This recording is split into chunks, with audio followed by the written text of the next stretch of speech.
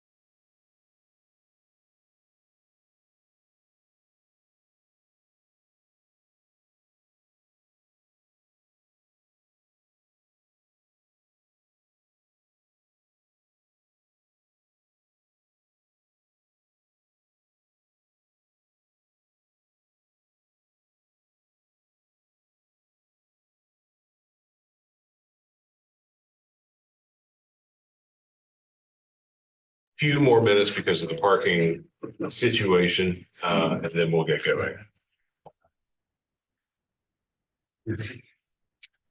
Although y'all successfully conquered it, so. Congratulations on negotiating Really whatever is. conference is happening. Does not want to let me in. Mental health. Yeah. Well, that's what we do here too. Yes. This, So, like I said, I city jail meeting.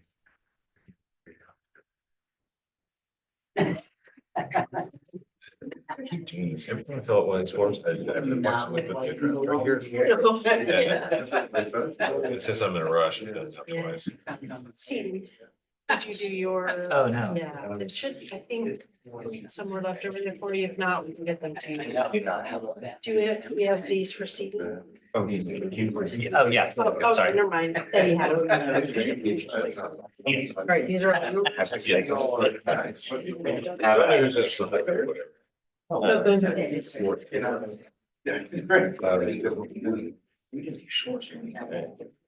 And then you're clear about the picture waiver, you say you're staying. Yeah, I'm gonna explain that. Yeah.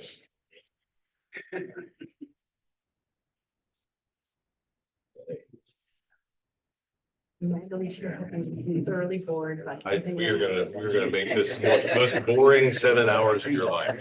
You know, I'm thinking about I'm going in things for you.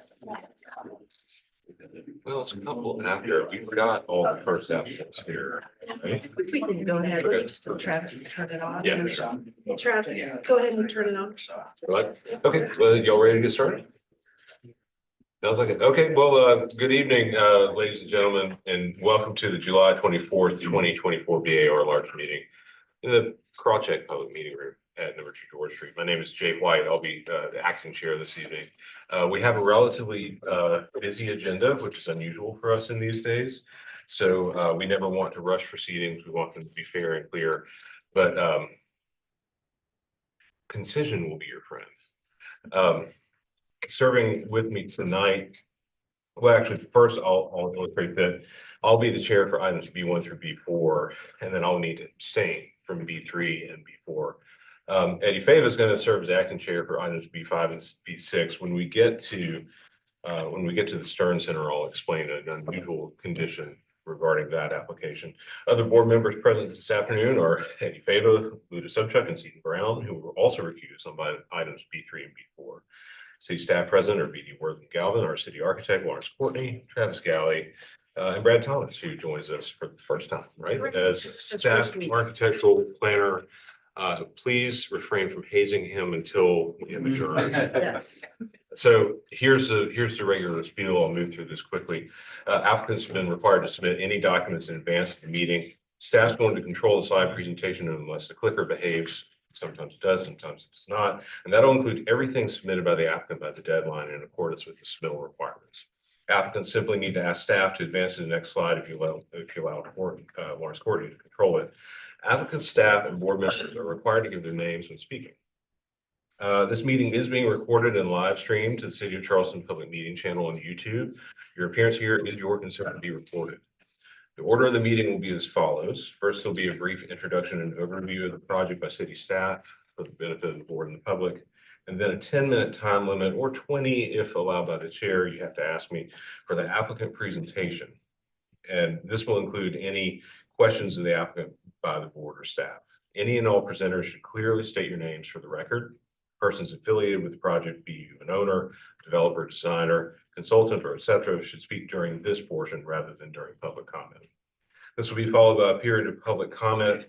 All applications are part of a public meeting. Written public comments were due by noon yesterday, and they have already been distributed to the board. We have them here, and they will only be read into the record if requested to the chair.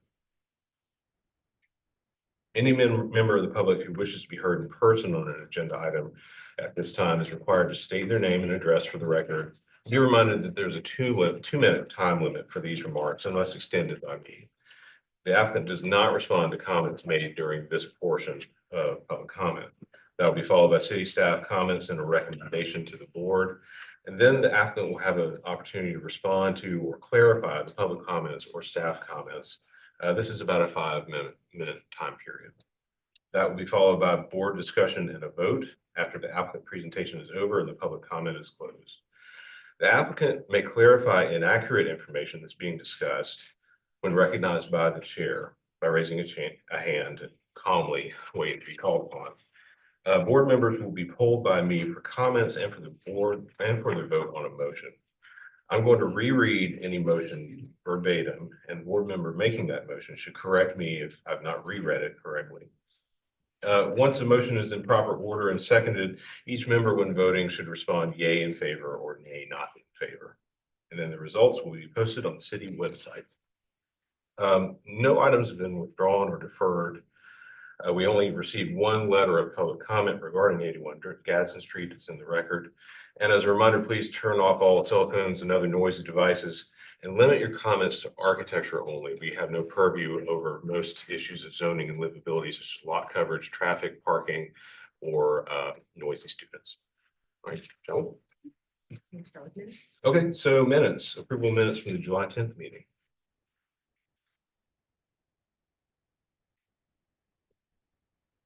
Any comments or motion to approve subject? Do I have a second? I'll second. Okay, Stephen Brown seconds. All in favor, say Aye. aye. Or aye. Thank you. All right, it approves unanimously. Okay.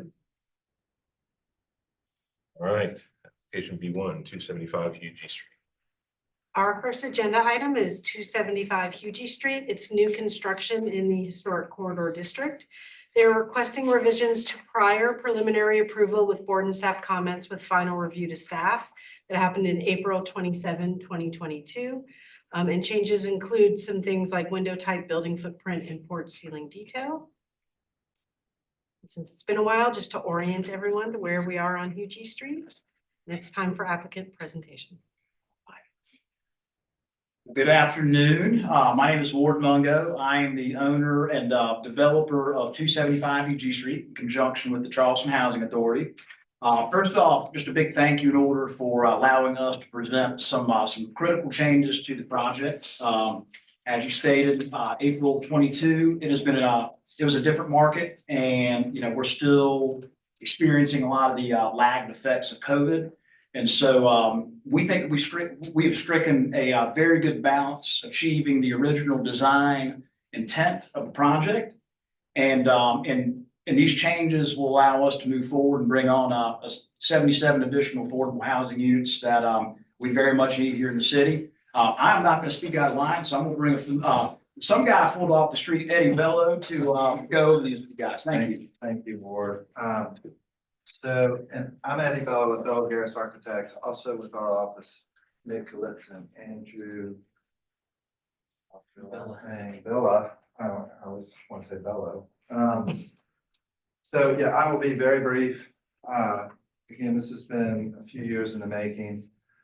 This is there, like Ward said, this is all affordable. There are 25 workforce units. The rest are affordable units, 52 affordable, no market rate.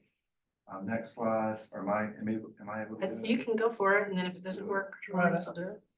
Real quick, I'm not going to represent the project, but just for Mr. Fava, and I don't think, Mr. Brown, you were here when we went through 2 years ago, were we?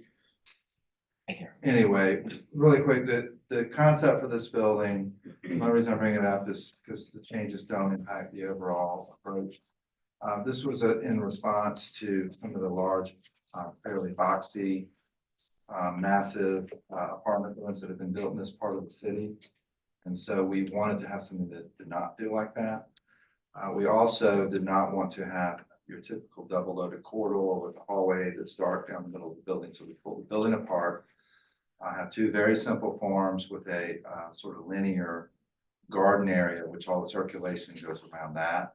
And then a simple sort of open truss roof. So none of that's changed. So the three changes that we're proposing are, first one has to do with the building footprint. So this is how the building originally was approved 2 years ago. And the change that we're proposing is this part right here. So here's Hugie meetings up here. And again, that courtyard goes down the middle. Change is basically to square this off. This is how we originally drew it, and as we went through the BAR process, which actually went very smooth, we ended up flaring it out. The reason we're changing it is honestly due to cost. What has happened is, this seems like a simple change, but the trusses for the roof, each one is unique when you have a flare like that, and each one has a different bearing point. Because of that, it's a huge amount of cost. And the structural for the bearing point, there's a lot of structural gymnastics that have to be done within the wall. So it's a fairly simple change floor plan wise, but it makes a huge difference in the overall constructability of the building. So these are just, I'm going to go through these quickly. Just existing, previously approved, and what we're proposing on the bottom. Here's what we're proposing now. Again, previously approved and proposed. Let me get to the elevations. Roof plan. So the top is what was approved before. Bottom is we're proposing. I think it's pretty clear from Meeting Street, and the primary view of this building is from Meeting Street. You can look down the sides. I mean, they're going to be visible, but our thought is this does not impact the design overall in a negative manner. Just a close up of the proposed front north elevation. Renderings before and after. Again, pretty straightforward. I'll jump ahead a little bit. One of the other things we're changing is we're eliminating the ceilings, the soffits on those porches.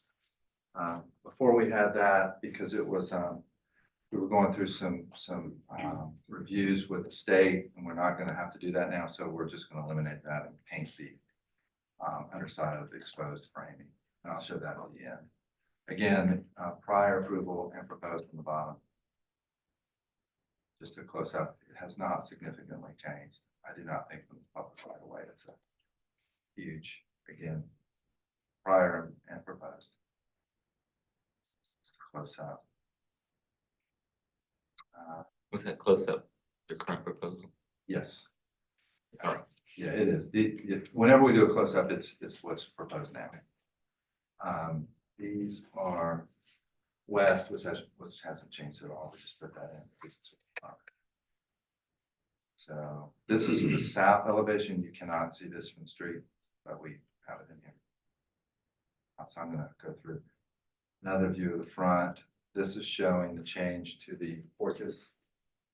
The ceiling, which was hardy panel, which was in a sort of panelized system, and now it's just exposed painted. Believe it or not, that's a big saving.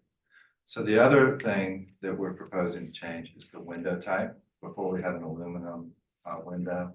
That's the previous enlarged window elevation. What proposed is this. Gotten a little bit smaller. It's still a 6'8" window. So really big window. This is the type of window. It's a vinyl window, which I know the BAR doesn't typically approve. Our opinion is that on a project of this scale with windows this big, setback from the street, this is not around the street, the appearance is negligible change. And it does make a huge difference in being able to provide, to actually build this project. So just some details for that window. Other changes are minor that are more development as we did more structural. This would have been approved as staff anyway. This does show how the windows looked before and how they look now. Before. We would have even picked up on that. These are details for how the porches were before, which to y'all is the main thing here is just the ceiling was there and this detail, now it's not. We're all pretty familiar with that. Again, same thing, just kind of going through what the difference, the impact would be from the street.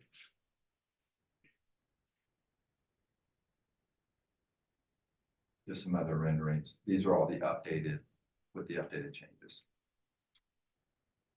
Okay, so just real quick in summary, changes are vinyl windows, footprint changes, which is really the most important one, and then the seal. And our opinion is this doesn't impact, I think it probably would have been approved like this originally, but these changes are important for us to be able to build this project.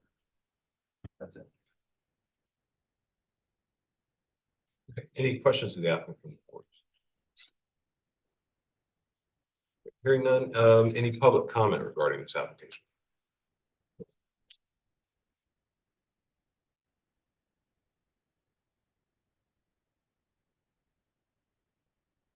Good evening. I'm Carol Jackson. I live on James Island, 1461 Patterson Avenue.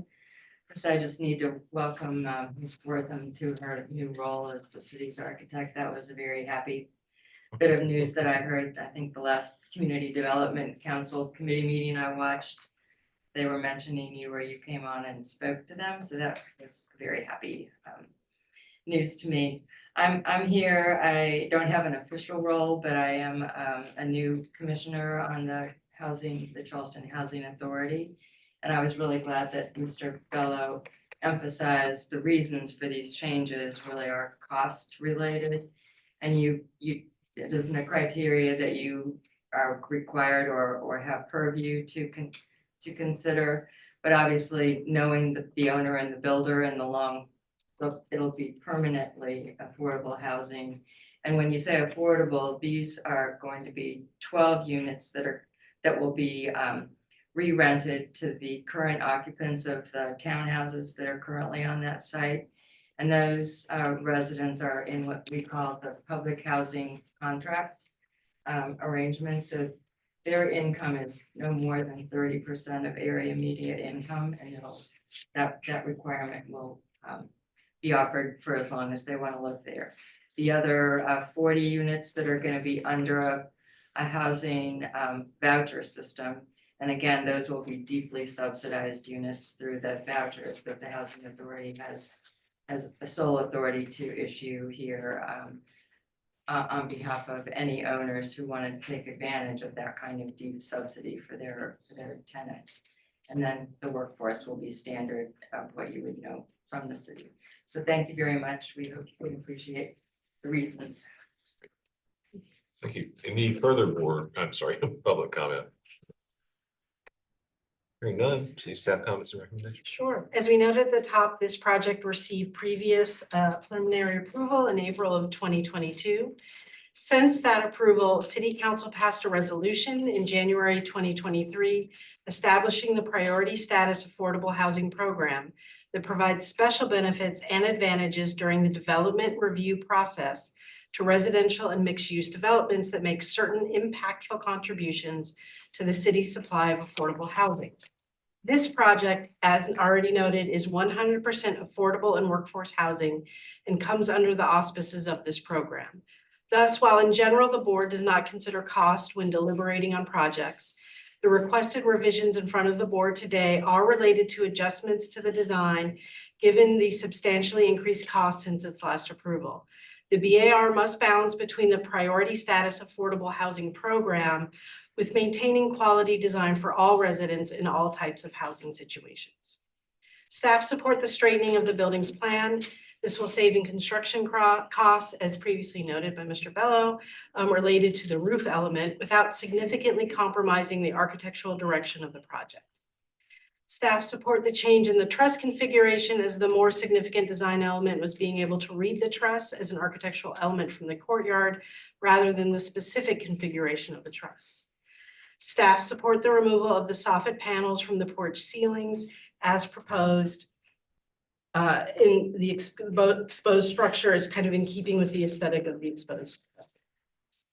In general, it is BAR policy that vinyl is not an appropriate material for windows and is not approved. Applicant is requesting that all windows be changed from aluminum to vinyl. Staff requires that the primary facade, which is the north elevation, retain the aluminum windows and that any use of vinyl windows on the remaining facades be black as shown and as also brought in person. Thank you. Staff also support the design change from a glazed wall at the north entry porch to 3 large storefront windows as long as they are not vinyl. Staff conditions for approval. Staff require that the primary facade retain the aluminum windows and that any use of vinyl windows be black as shown. And staff recommendation is for preliminary approval with board and staff comments and final review by staff. Any applicant response or clarification? Yes, I'll be brief. Intending to make a clarification. The windows that will be in the brick are black. At the interior courtyard, those facades where we don't have brick in there. And those will be white, which goes with, we've got a color scheme in there. Okay. So hopefully that's okay. But no, What the color of the interior walls? they are hardy panel, and it's actually 4 colors of blue. There's sort of this pattern of blue that you can barely see from the street, but when you're in there, it's this sort of. So white, black, I don't think would look very good with that scheme. It's in we submitted a giant set of drawings, and it's in there with if you want. I saw, but I didn't remember the. Yeah, sorry. It's not really part of purview as much. So Yeah. Okay, board discussion.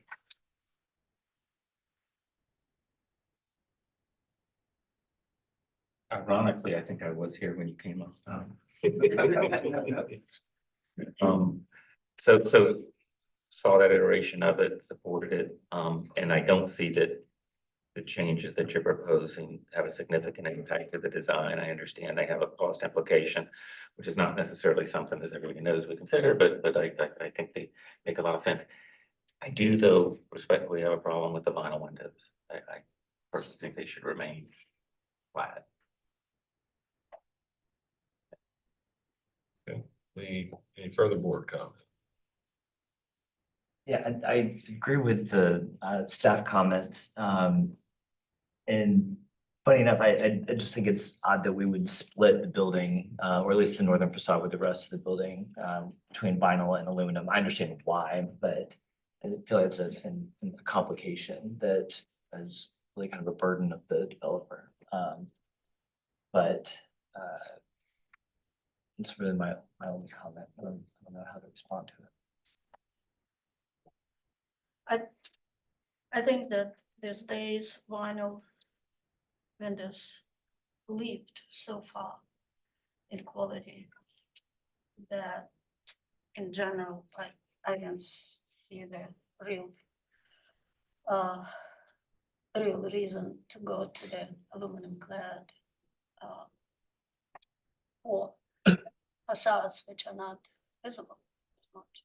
But I understand that probably for integrity of the design, the north facade needs to be kept with aluminum.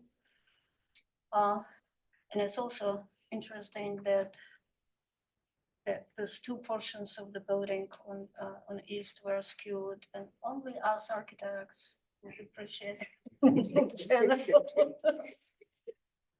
you would not see that as much in reality, so it's fine. It's fine. And this is one of the better buildings for affordable housing, so it's really exciting. Yeah, I would agree.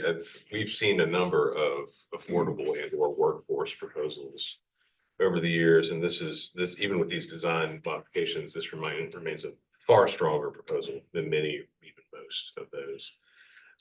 I would say that these changes are pretty modest. I used to be incredibly skeptical of vinyl windows, but they have improved in quality and longevity in recent decades. And I'm comfortable with staff's recommendation to put the highest quality materials on the front. There is a tradition of doing that in Charleston.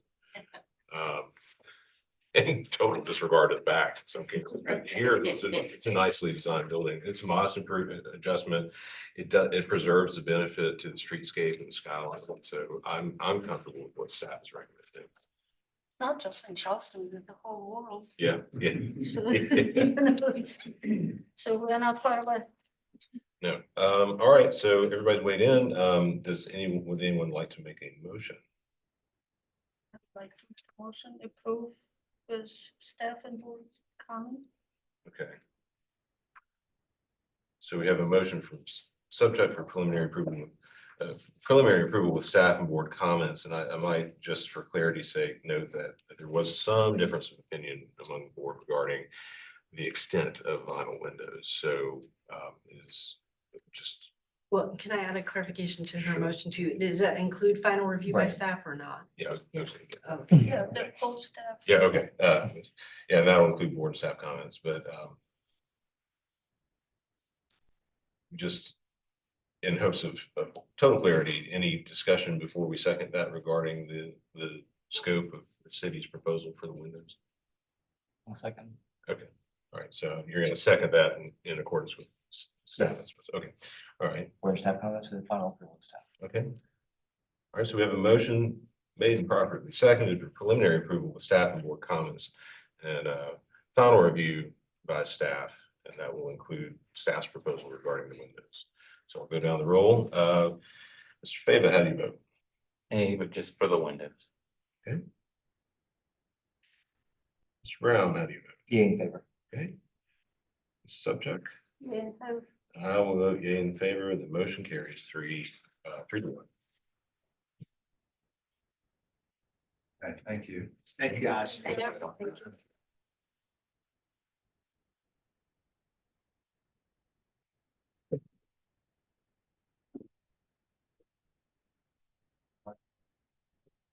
Okay, next item, 642 King. 642 King Street is new construction in the Olden Historic District, and they are requiring conceptual approval of new 5-story building. We're just going to orient you to where we are on King Street. And then it'll be time for the applicant presentation. Mr. The staff overviews have gotten a lot shorter, so I've noticed this for several weeks running, like applicants like, oh, God, you're going up there. But we appreciate that. Yes, that was a quick intro. Yeah, yeah. My name is Kenny Kraft, architect, Craft Design Studio.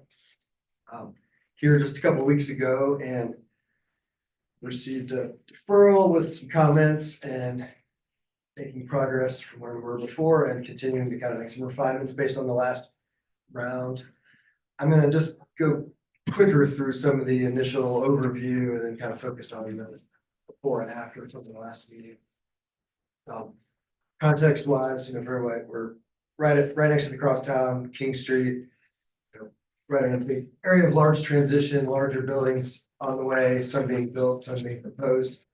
Right during the exciting, in the area of the low line park proposed, it should be an area of a lot of change, and it's also becoming, it's an increasingly commercial area also with not as much residential in terms of smaller residential.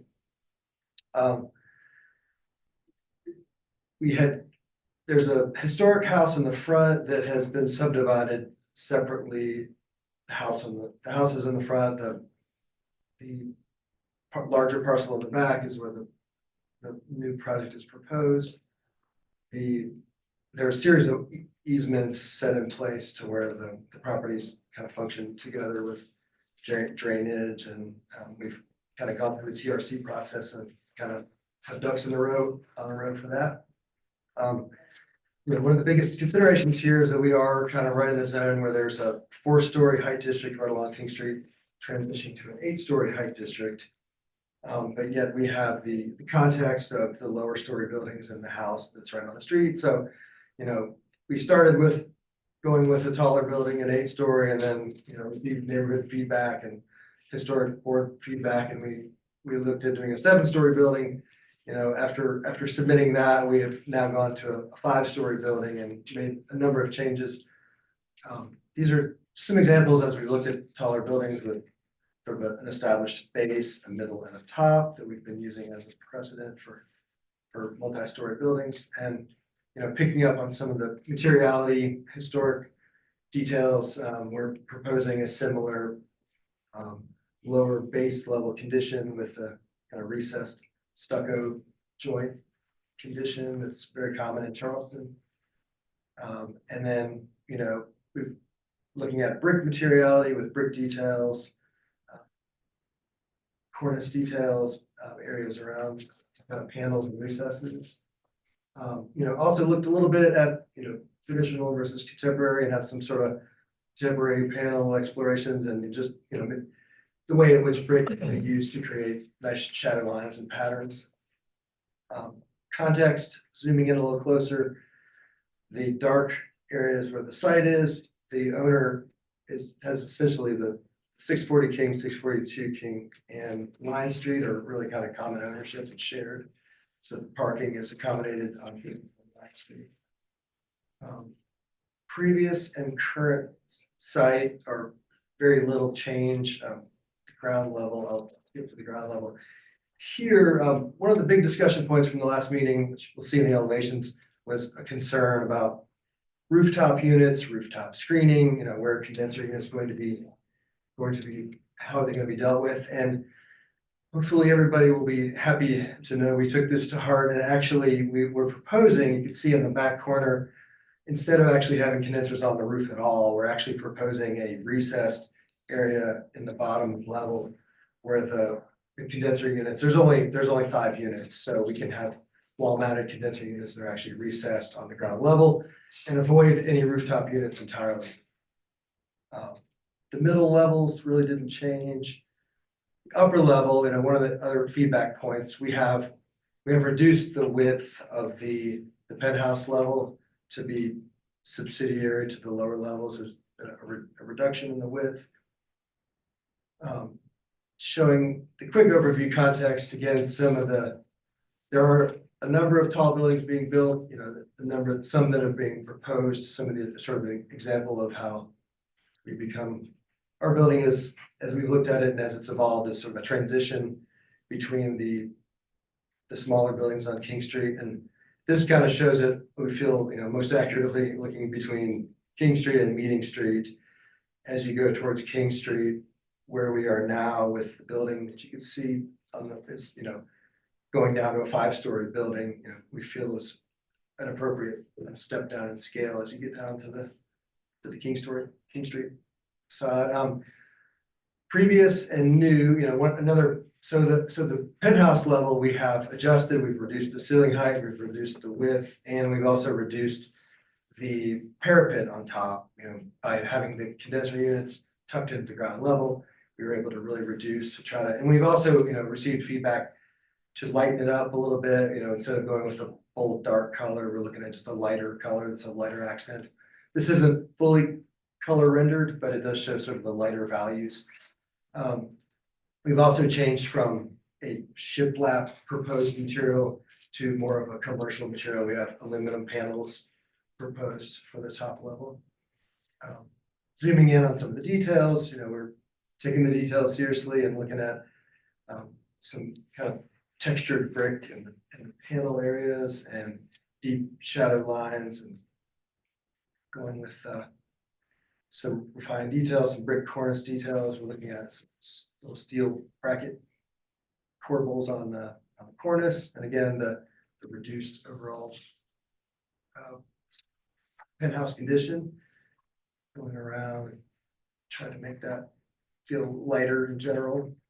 Here, important to note on the rear elevation shows the recess where we would have the condenser units kind of wall mounted in there and not on the roof. And kind of going around the other side. Updated. As we talked about last time, not much change here. We have definitely been looking at window percentage areas and have kind of been in communication with the building department on that, meeting the requirements for window percentages as we move forward. This quick overview, it shows some of the buildings that haven't built at all. It does show a proposed building that's approved but not built. But whether or not exactly that gets built, there's sort of a larger context immediately behind us, and we're hoping to be sort of a transitionary step down in scale as we are now proposing. But yet with hopefully some good architectural details and interest in 3D model view, kind of large view, some of the detail, panel detail now shown on the penthouse, some of the brick cornice corbelling detail that we're looking at, and then some color renderings. We've been looking at kind of a buff tan brick color and lighter color for the penthouse and for the base. You know, in terms of actual brick materiality, we're open for feedback. It's just still at the conceptual level, but just kind of showing some more context. And I think the last slide is, you know, some potential bricks that we've been looking at, brick materiality that we've been looking at, and open for feedback on that. Asking for conceptual approval and answer any questions. Okay, great, thanks. Any questions of the applicant from the board? Hearing none, public comment. Hearing none. Okay.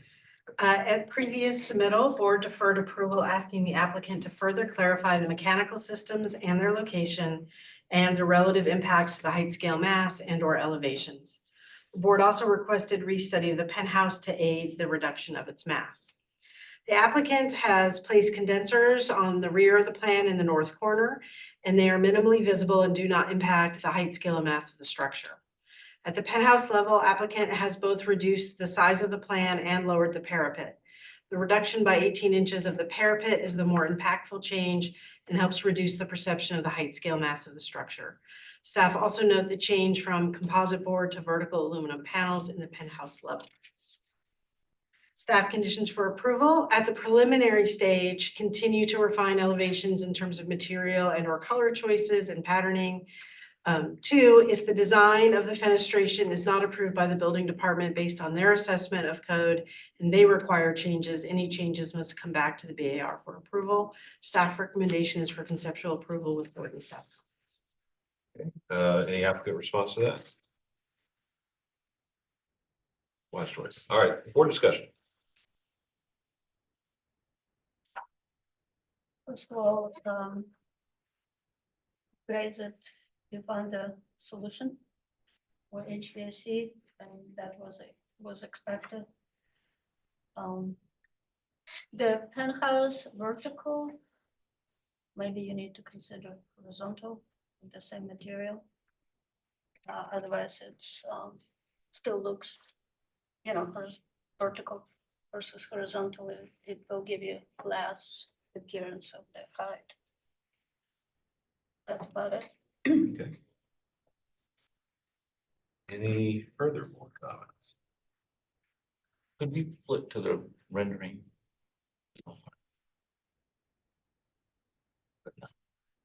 Thank you for taking the time to do that. I know it maybe delayed y'all a little bit, but it answered the question that was foremost in everybody's mind and a nice solution. Minorly, as it relates to color palette, to be honest, and looking at the dark versus the light, I think both could be successful. So I think that's the negative. And I do think to Luda's point, the material change is nice, and I'm just not so sure you'd see the verticals depending upon the type of material. Is that just a seam? It just is more evident in your drawing than it is in perhaps reality. But I think all the changes were positive and successful. The only thing that I would say maybe consider as you move forward with the penthouse element now going to the aluminum siding, and I'm not sure if the rafters that are exposed under the porch side of the penthouse seem to pair better with the previous material, and maybe it's simplified and you don't need that there, but that's just a general comment, not anything you have to abide by, but just a consideration. But I think the improvements were all positive and addressed our concerns, so thank you.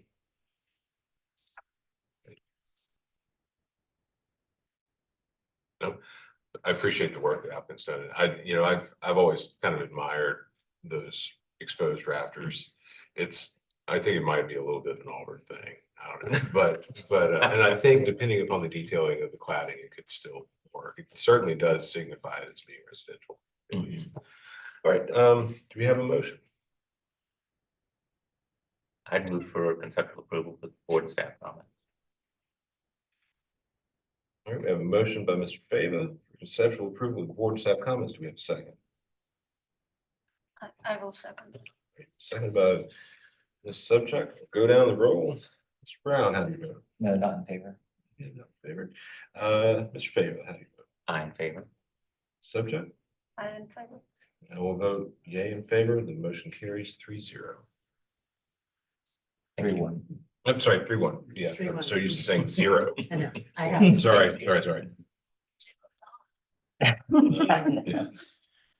Zero to hero.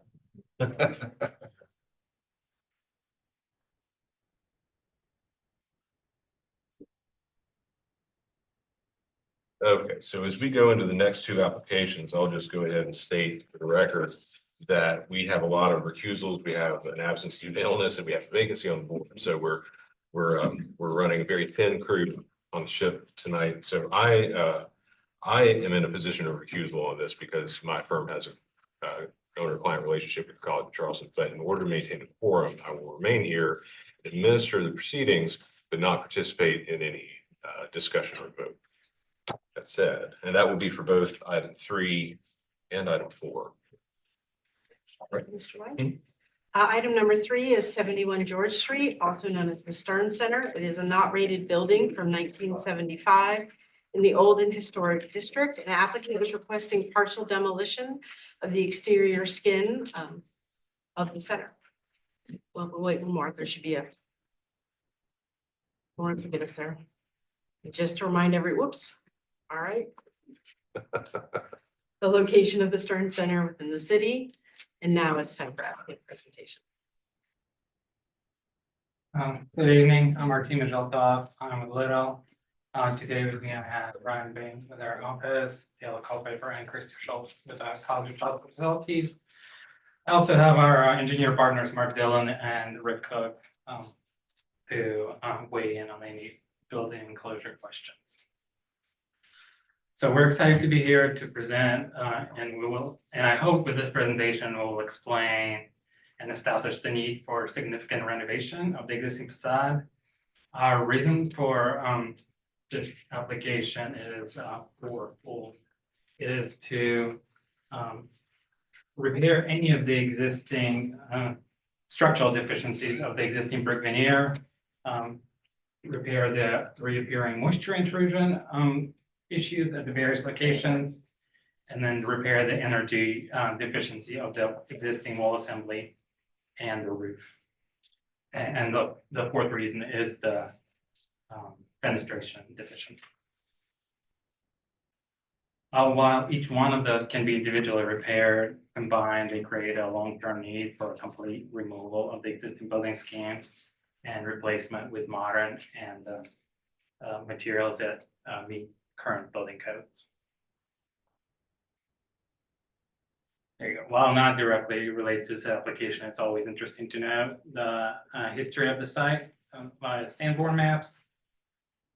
The site is located at the heart of the campus. We have George Street directly to the north. We have Cumming Street to the west, and Bleecker Street to the east. From the 3D view, you can see the Grace Church and Mount Zion Church to the south of the building.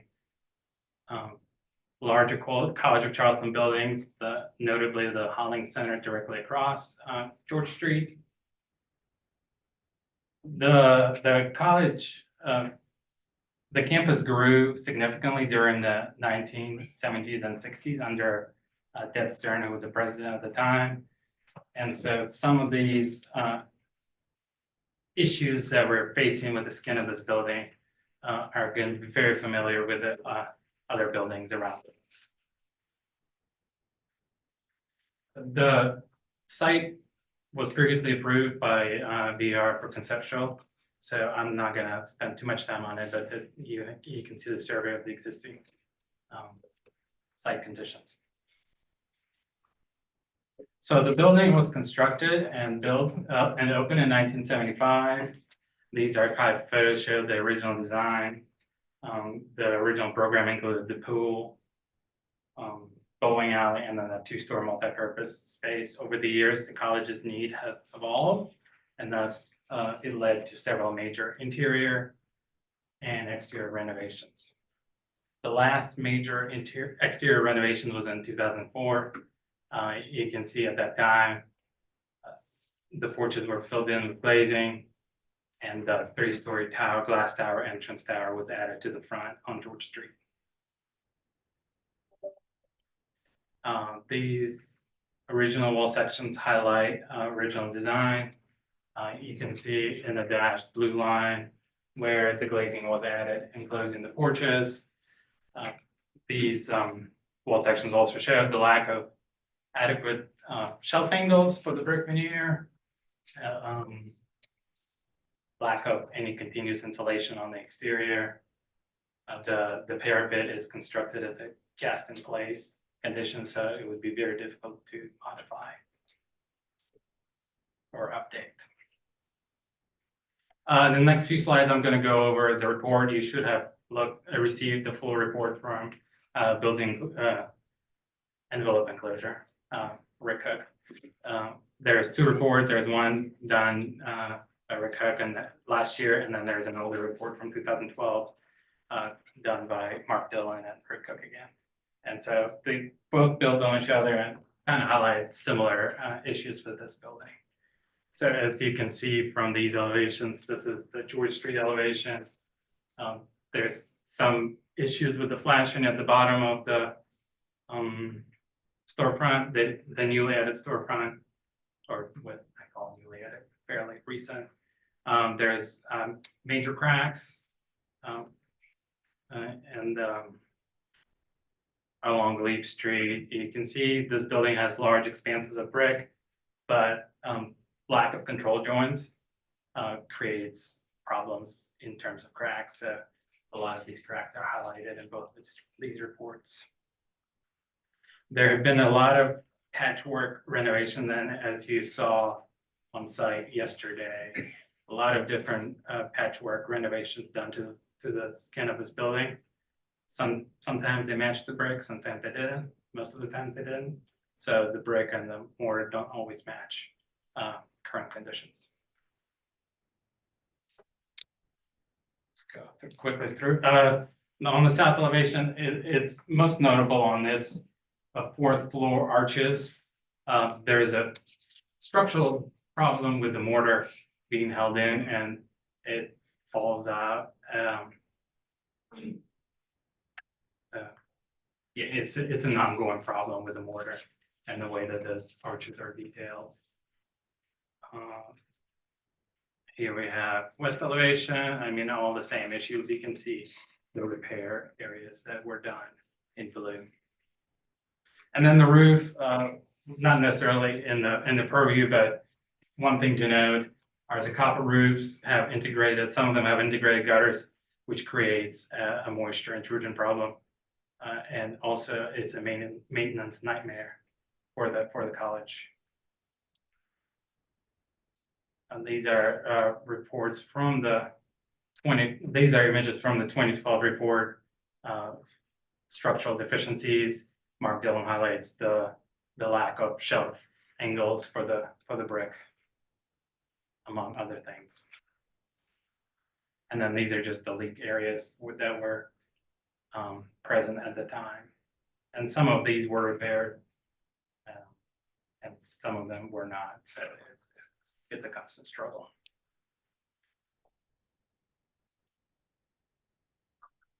So these are just pictures showing the existing additions.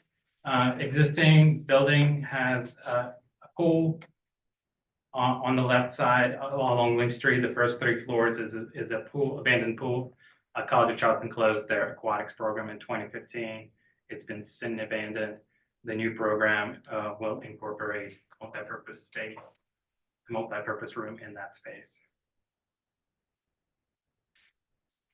And these are just pictures of showing the existing context. We do have a adjacent Charleston single house.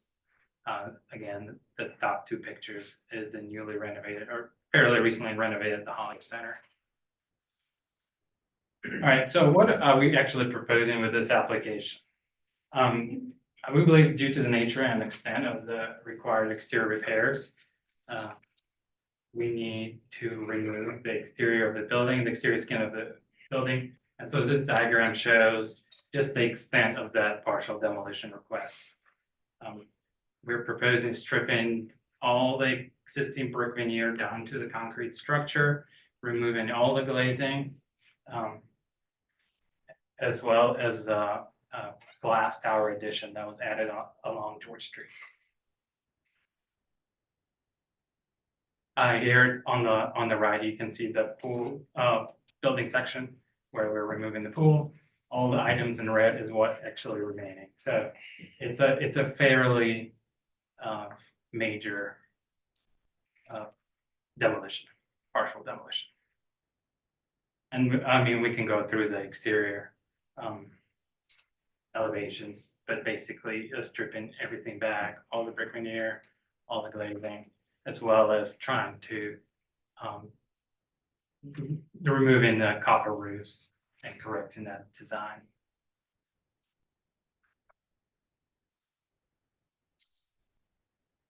All right.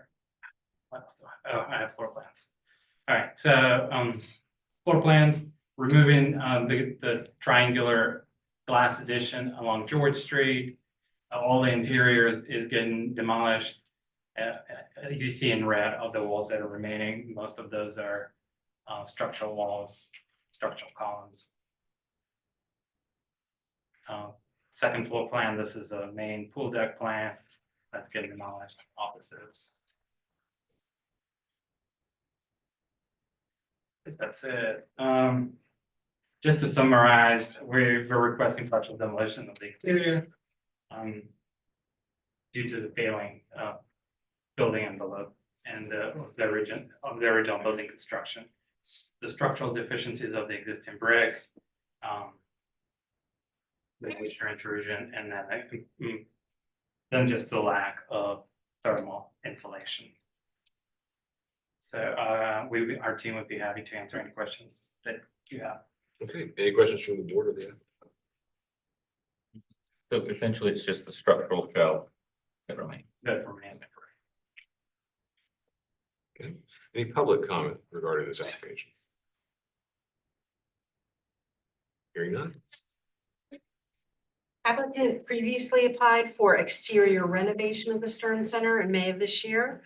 As noted by staff at the time, the 2017 BAR principles states that the renovation of an existing structure shall be in accordance with the Secretary's interior standards for historic preservation. In other words, renovation meant that the architectural character of the late modern building needed to be preserved. Applicant has now changed application to that of partial demolition of the exterior skin. Given that the building is not yet 50 years old and therefore not yet deemed historic, this case must now be evaluated under different criteria. The submitted report by the B Group, I love your name, I don't know if you're in the room, but It's back there. yeah, it's a fantastic name. Notes a myriad and the logo with the honeycomb. No, so you can tell, at least I look at the cover of the report, right? Notes a myriad of problems with the exterior of the building to include, but not limited to, and these have already been gone over, water intrusion at all entrances, brick veneer in fair to poor condition with a range of cracking from substantial to hairline, failure of many sealant joints, voids between brick and mortar, deterioration of brick window sills and lintels, holes drilled in masonry at grade.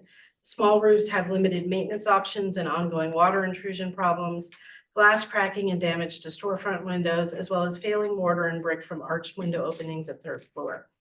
A previous 2012 report referenced by the B Group noted that the need for roof replacement on the main roof and significant maintenance and repairs to the copper roofs had already been established more than a decade ago.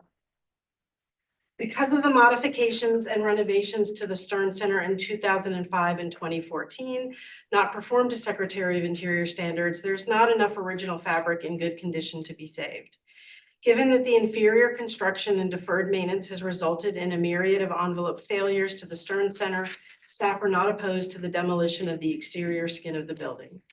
Staff conditions for approval, as with any demolition and in accordance with best practices and sustainability, staff require that any architectural elements which might be salvaged for reuse should be, and staff recommendation is for approval for partial demolition with board and staff comments.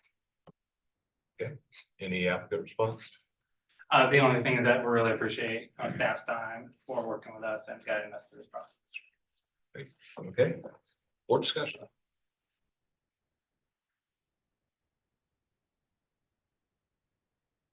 I'll jump in. First off, thank you for the detailed submission package. in your presentation. It was very well done and very informative. And I do think as staff recognized and points out, it needless to say, and as you well documented, the history of the problems and those that have been noted and presented over the years, and the fact that, no offense, the building's not particularly attractive to begin with, that I think where you're headed is the right direction. I don't know that you're offending anyone because the building's not in the room. Yeah. Right. If, I can't remember who was the architect, okay, but if anybody, because anyway. Thanks. Yeah, sorry. But, I would support this request. Yes, it's my turn. Well, it's clear there are so many issues with the skin of the building that it needs sort of global approach to it. Even so, it's partial demolition. So I agree with all the comments, and thank you for explanation of and finding the way of approaching this project at this point. I disagree about the building style, not that I like it, but it's a building style and has a history. Nevertheless, there's a lot of buildings have history and we approach them from the practical standpoint of view, so.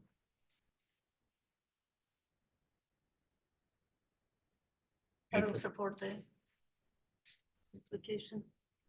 Okay, so any further board comment, discussion, or emotion? I'll move for approval, the partial demolition with board and staff. Okay, we have a motion made by Mr. Fava.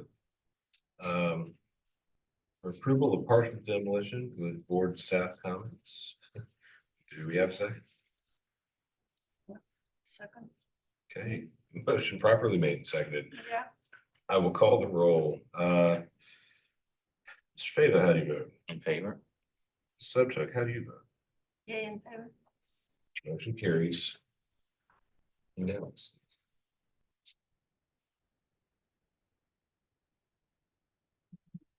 Yeah, go, oh, yeah. Agenda item number 4 is the same property, so I'll go over the same things, but the request is for conceptual approval for exterior reskinning of the existing structure. Same location. And then we are ready for your presentation. Okay. Again, I'm our team of Little.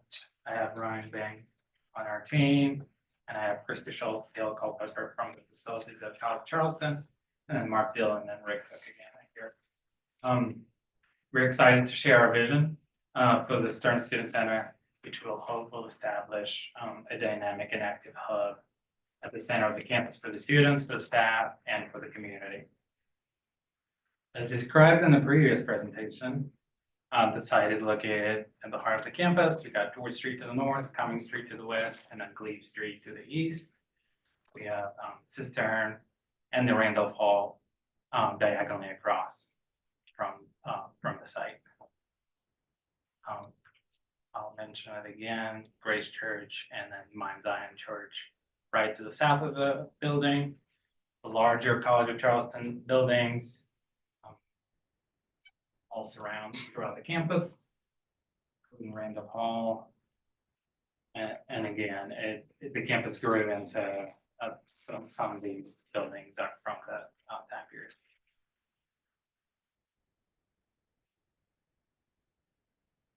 These are existing pictures of the existing structure that we just discussed, so I'll go through these quickly. That's a view from Glebe Street, from Cummings Street. Now, existing context, the Rita Halling Center was recently renovated, so the picture on the left is the addition. The picture on the right was the existing 1970s building. There's some George Street context view, and also the adjacent to the single house. So we're inheriting the massing of the existing structure. And so these kind of help place it on the street. Since this is the application for reskinning with the existing concrete structure, some of these, there's nothing we can do about the massing. And that's Cumming Street, you can see the Hauling Center takes up almost the entire block to the left. And then we got sorority and fraternity house to the right of the Stern Center. Site plan was approved, conceptually approved by the BR at the last meeting, but since Eddie Fay was not here, I'll quickly go over. The goal is to open up that garden space behind the green space behind the Stern Center. Currently, it's more of a hidden gem. Open it up from the new gravel plaza out on Glebe Street, connected with a garden walkway to the two new greens that can hold events and behind the Stern Center, and then enlarging the outdoor hardscape behind Stern Center for outdoor dining for the two new dining concepts, restaurants that are going on the ground floor of this building. So the highlight of the ground floor is a new multi-purpose room, which will help hold events for the community, staff, students. That's going in the place of the pool down on the bottom left. The two new restaurants going to replace the current catering kitchen. And then that outdoor dining space will spill out to the south to the new patio. Second floor, we got a mezzanine of the multi-purpose room that was infilling the pool. We have student government organization spaces, meeting rooms. Third floor will be new fitness center for the campus, and we'll take up the entire floor. And lastly, the fourth floor will have new multi-purpose room and then an admin suite for the administration. All our mechanical equipment is proposed to go to the roof. So previously you saw some exhaust equipment from the kitchen on the west elevation on Cumming Street. That's all being relocated to the roof to clean out that elevation. This is a similar graphic to what you saw earlier. So the bottom is where we're starting with the existing concrete structure. And the top image is the skin that we're applying to the building. You can see the extent of that new skin in these building sections, also the wall sections, improving the thermal efficiency of the walls and the roof, improving the fenestrations with new glazing. That's hurricane glazing. Again, you can see the existing building concrete structure and just in red and just the extent of the new addition. So looking at the elevations, well, before I start going through this, I'm going to show a series of proposed renderings. Please know that there's a lot of trees on site, and the bottom two floors of this building are completely covered. So we hid those trees from these renderings. So bear that in mind, that we do not propose cutting all the trees down. So for the proposed skin elevation, we went back to the BR principles for new construction to really understand Charleston proportions and how we can apply them to this existing structure. So working with existing concrete structure, it's indicated in red on this floor plan. We worked with the existing structural bay and break it down even further to more vertical proportions that are kind of Charleston standard. We're raising the sill on the ground floor. The second floor slab is 12 feet above finished floor. And so it's very low. We're raising the sill of the second floor to create an illusion of a taller ground floor again, per BR principles.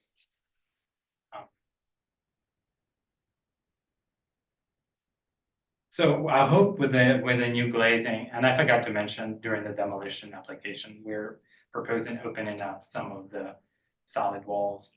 Our hope is to activate the street, flood the interior spaces with natural light, and then create transparency through the building into the courtyard beyond. The new corbelled portal entrance provides additional transparency and invites student and community to step into what we're calling the living room of the campus. Proportions for the new bay draw upon Charleston proportions, historic proportions. You can see some of that. We're trying to create the rhythm as you walk along George Street. You can see some of that in the Hollings Center across the street. And I mean, it's a rhythm that you can see on King Street, East Bay Street, any major street. We're setting the glazing back or the back to allow us to create these deep corbelled elements. It's not atypical to Charleston. You can see that in new construction at 61 State on the bottom left. It was done on the Hollings Center across the street, and then it's just a historic element that repeats itself over and over in Charleston. The new corbelled entrance serves as a simple facade element and adds more transparency. You can see that the new fenestrations we propose in transparent glass, and kind of to relieve some of the large brick facade of this building due to existing structure that's currently in place. We're proposing this textured brick element to bring down the scale to more of a human scale. Brick texturing on the walls is not atypical to Charleston, and as you saw in the previous presentation, there's an example of it right down the street on the Cecilia Theater. We're proposing a somewhat contemporary application closer to what's shown on the right side of the slide. The proposed materiality includes light colored textured GFRC panels between the second and the third floor. And the fourth floor header, I don't think it's highlighted here, but it's meant to be cementitious stucco with a color to match the GFRC. And then again, we're highlighting the brick corbelling at the entrances. The same thought applies to this elevation, breaking down the structural bay that is currently on the existing structure and in more vertical proportions, recessing the glazing, adding corbelling to the facade, and then adding additional glazing at the fourth floor to flood that building with light. Proposed north elevation on George Street. You can see the rhythms start being created with these with the new bay layout. This is Glebe Street. The trees are not shown, but really there's a lot of trees there. And that's that gravel plaza. The thought is that they'll flood food trucks and just have informal events in that area. This is the left side of the building that's where the existing pool is, the first 3 floors. And so we're opening up the ground floor. It's almost going to be transparent to the courtyard beyond. And again, another portal entrance at the Glebe side entrance to the right there. And the same texturing, we're applying the same similar texturing to the blank brick walls. That's just the elevation. This is outside of BR purview, but this is the facade, the south facade of the building. To the right, you have the newly created multi-purpose room that opens up into that green, and then just the similar rhythm of the bays on the south elevation as it is on George Street. This is a view from Cumming Street. It's really minimal. To the right, to the left, you can see all the, if you were on site yesterday, there's a lot of kitchen equipment and kitchen exhaust mushrooms sticking out of that wall, so it'll clean it up a lot. And then lastly, the blank facade on Cumming Street, programmatically, we're having to fill the fourth floor. We have to fill at the fourth floor element because we're adding an elevator. So we're proposing applying similar rhythm of the bays with a brick wall going, it'll just be a blank wall. And then we have similar texturing that we're applying everywhere else with that reset to create some interest. But yeah, these are again examples of some of the blank walls in Charleston. Some of them historic, some of them are more recent. Not atypical. That's that west elevation. All right. So in conclusion, our vision for the Student Center is to create a more vibrant hub that not only meets the evolving needs of the college, but also enhances the surrounding campus and neighborhood environment. We try to provide the college with updated design that fits sensitively on the historic campus. And so we're excited about the potential this project holds and look forward to your insight and feedback. That concludes my presentation, but I think Christy Schultz, you want to?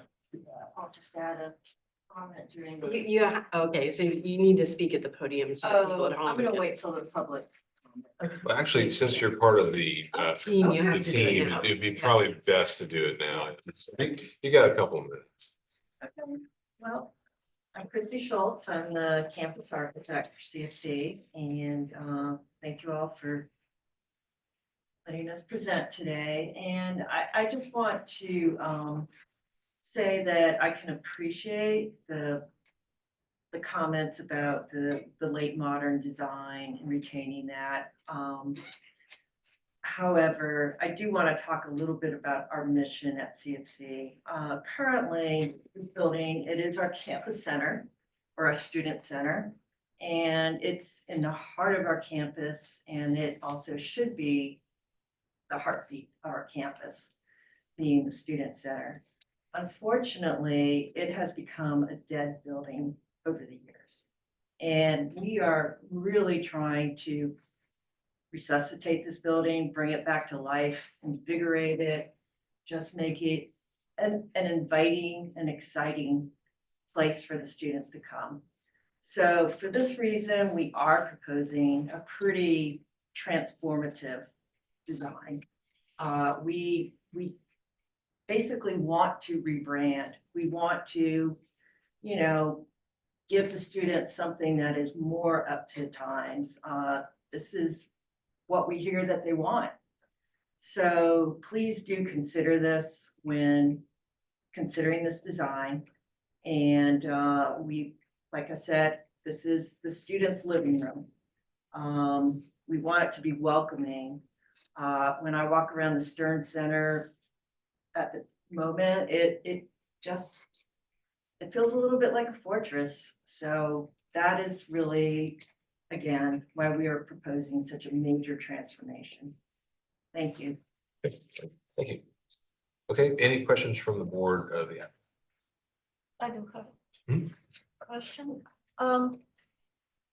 So we're talking about the bays, which is usually falling higher and with the dimensional limitations that we achieved with the heavier band, so to say.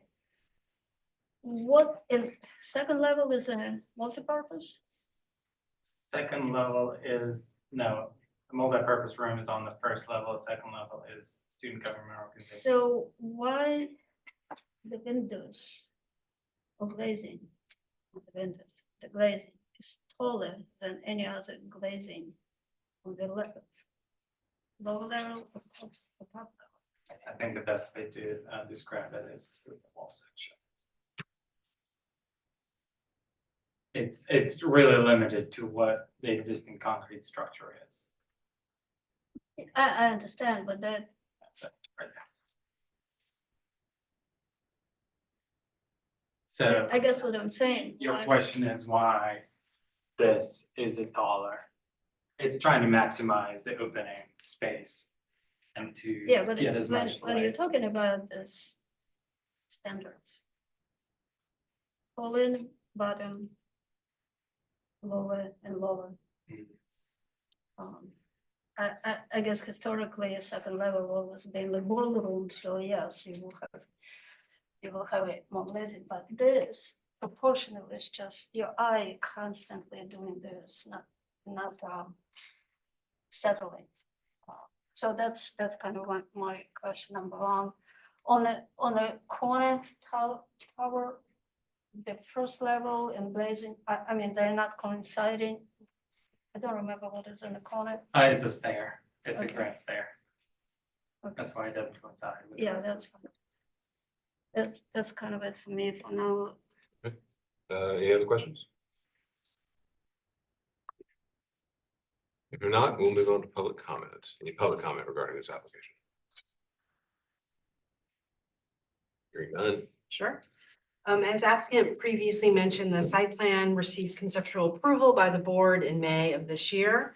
Since this is new construction project, it's focused on the reskinning of the Stern Center's existing structure. The height, scale, and mass must follow that structure and therefore cannot be changed significantly. The context for the Stern Center varies in height, scale, and mass and materiality. Thus, there is not necessarily a clear, immediate contextual architectural guide.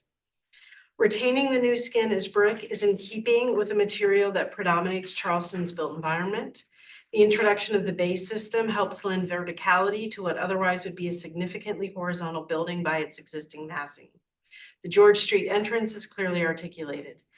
The mostly blank facade that faces the corner of Cumming and George Streets needs more fenestration and articulation beyond the implied pier structure continuing across it. Staff conditions for approval, restudy the east elevation at the corner of George and Cumming Streets to alleviate the blankness with additional fenestration. Staff recommendation is for conceptual approval with board and staff comments. Applicant response. No significant response. Just again, thank you for working on this project. Okay, all right. Board discussion.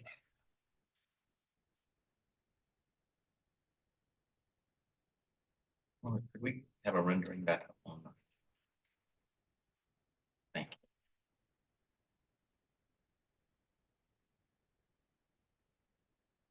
I do have a question, if I could, if you think about it. The area that I think staff is referring to, and you referenced, it's the blank wall.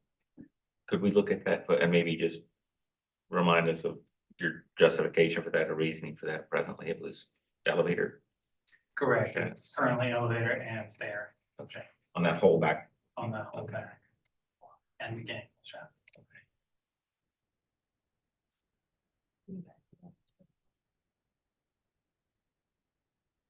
Yeah, there it is in the upper corner. So presently on all of those bays on that top level. All the bays currently, the one to the left is a mechanical room. We're adding two little small windows in the elevator, in the stair shaft. The ones to the right of those two little windows, those are elevator shaft. But you're only talking about the top at the corner slide. Where there's a little bit of a parapet and then there's a big blank. I'm also talking about the entire facade. Correct. Yeah. And that, so that top portion has that same issue. Same, present. same, the left two bays is a stair, the right three bays is the elevator, and then mechanical shaft.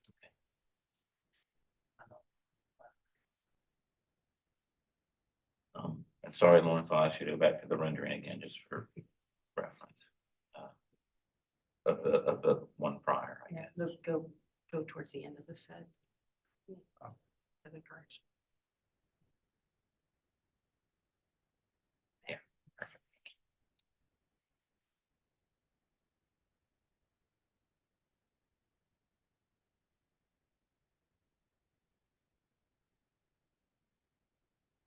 Well, it's a massive undertaking. And you've got parameters, needless to say, that you had to start with, but I think from having walked around and been in that area for ages, as long as we've been here, that the improved kind of engaging of the street is significant. I think it's quite nice. I like the recessed glazing. I like the proportions. Certainly understand Ms. Sopchick's comment about the first and second floor, but knowing that's the structure, I would tend to say I think it's more attractive to have more in the way of opening than less, even if you know, proportionally may have something otherwise. Typically, that given that's what's there, it'd be a shame to kind of close it down and have a heavier band. I think it's more attractive as a lighter building than a heavier building. The pattern masonry where you're able to, I think, makes an awful lot of sense. Like I said, there are an awful lot of challenges, I think, in dealing with what you've done, but conceptually, I think it's been well done. I agree with staff's comments. If there's a way to revisit some of those blank facades or any type of modulation, and I know some of it may not be incredibly visible, but it would be nice to demonstrate that if we could. That's what I got.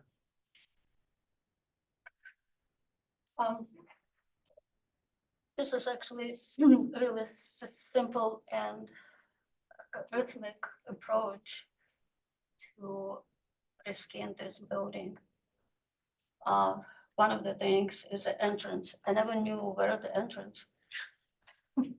So now we have a specific, we know where to enter. I remember my professor when he was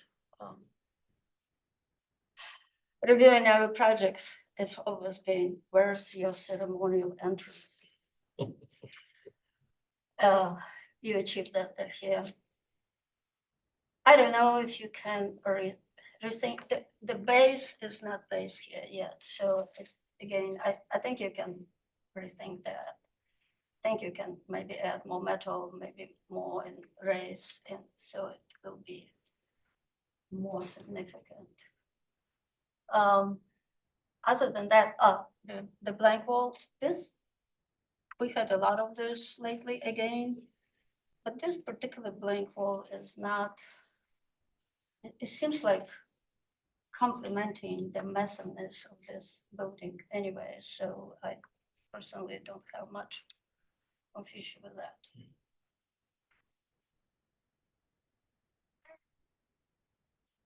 Okay, any further board comment or a motion?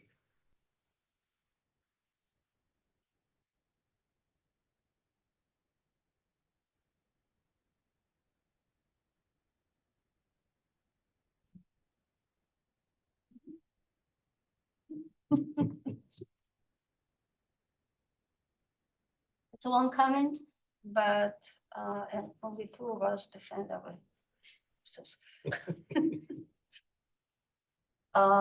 even so, in my mind, is the preservation of any architectural style, which we have a few of this here. We are lucky, actually, as a little city for that. Nevertheless, this is a good improvement, considering what you have to do with this building. So I would move for the conceptual approval with staff and board comments, with some restudies of the base level and east elevation.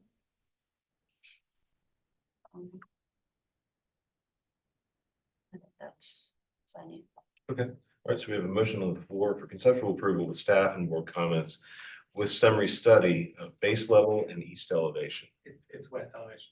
Oh, it's. Yeah, that's correct, yeah. Sorry. I've been confused about that. All right. Yeah. All right, so west elevation, not east. All right, do I have a second? Second by Mr. Fava. All right, I will go down the roll. Mr. Fava, how do you vote? In favor? Ms. Sopcich, how do you vote? Yeah, in favor. I will recuse the motion.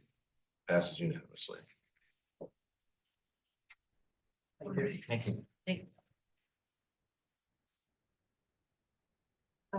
For applicant for agenda item number 5, it's just gonna take us a second to kind of reset. Before we need to bring Seaton in. Do you want to stay where you are? I can need you in one of the sheet that just reminds you of. I was gonna be.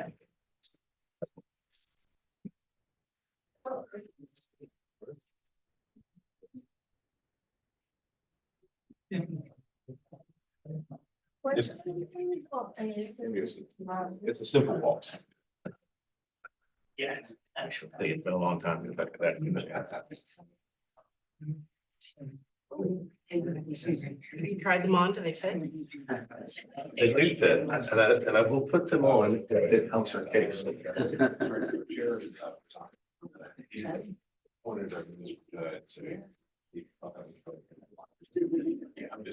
think there's a human being where these would not fit. So maybe Shaq. I was just about to say, I think Maybe. Shaquille O'Neal might give me your money on that one. All right, The volume isn't on outside. it's not It's on. just sitting in silence. I mean, not that anyone's out there to listen to. Yeah. Just. All right. I think we're ready. Are you gentlemen ready? Yes. Yeah, I mean, I'll start, but Sure. yeah. So for agenda item number 5, we're at 81 Gadsden Street and it's new construction in Height District 5 in Charleston Village. And they are requesting conceptual approval for a new more than 40,000 square foot, 5-story, 46-room special need housing development for Ronald McDonald House Charleston with a second level bridge connection between the proposed building and the existing building to the south, because we're about to show you the site, which is why I said that. This is just to orient everyone to the location. And then we're ready for the applicant presentation. We're gonna let the client speak first and then we'll jump in. Sure. Hi, I'm Alex Tu. I'm the development director for the Ronald McDonald House. I've been here for 12 years, so I've seen a lot of families come and go. I just want to tell you a little bit about the house. It began in 1983 as a 12-bedroom house where families could stay while their critically ill children were being treated at the Children's Hospital, which at that point was not huge, but it was very exciting to have it in Charleston. Little by little, the house has grown, and now we come today, 41 years later, and we're a 32-bedroom house. It's still not enough. Out of the 32 bedrooms, we have 10 transplant rooms. This is where families stay with their children and babies after the children have had transplants, heart, bone marrow, liver, whatever. They stay with us for 3 months after their transplants so they can be monitored by the hospital, because the hospital can't keep them for those 3 months and they really can't go home because they don't know if it's going to take.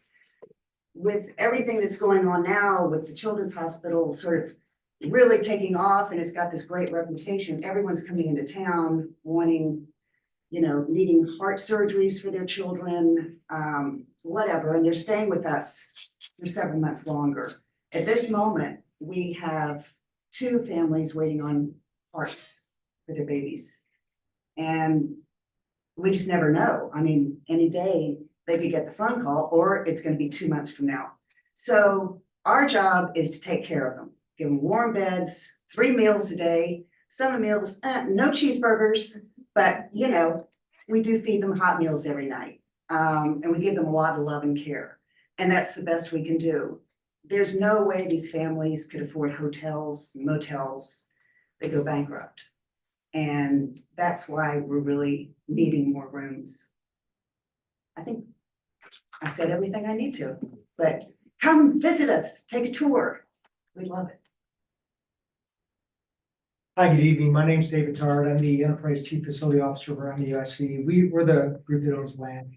And we're in a long-term partnership with the Ronald McDonald House. They lease the land off a ground lease from us. Just want to assure the board that NUSC and our board are fully behind the growth and expansion of the facility. We've approved the construction for them on the land. We currently use the spot right now just as valet parking for the cancer center, but we've certainly made arrangements to relocate that as well. So We welcome the growth and the expansion. As you know, MUSC has grown tremendously over the last 5 to 6 years, especially after COVID. We kind of realized that we're not here just to support Charleston. We support the state of South Carolina. And to Alex's point, is to support the underserved population of South Carolina.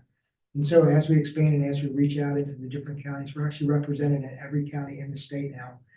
Over the last 4 years, that's how much we've grown. We are seeing an influx of those patients to be able to get care that was never available to them before. So again, I'm just here to provide the support for the Ronald McDonald House and to assure you that we do support it. Thank you. Thanks, David. David Burt with LS3P, and Thomas Jasper is here with me as well. My principal, he's project architect on this. We're gonna kind of tag team this if you don't mind. So there's the site, and I know all of you are familiar with the site, but Calhoun Street, it's right across from the hospital. It's a parking lot between us and Calhoun Street. That is the site that we're going on. The existing Ronald McDonald House is there in green. There is a park on the south side of the existing Ronald McDonald House. That's a city park, and it's not going anywhere. It's there for forever. So we always have that as a buffer with the neighbors behind us. Wanted to point out a few important things. The upper left image is the current property line today. The upper right image represents, if you don't know, Calhoun Street is getting a drainage widening. So there's a project that's going on with the county and DOT. So the new configuration of the property has those chamfered corners at Berry Street and Gadsden Street as well. And we're losing a good chunk of our property to eminent domain. But with that, the proposed is below, and what that shows you is the zoning box that we would fit in. That's the 5-story zoning box with the chamfered corners. We can't build out across the chamfers either. That's where the drainage is actually going to run. And then they're proposing a median at Calhoun Street there to align the street.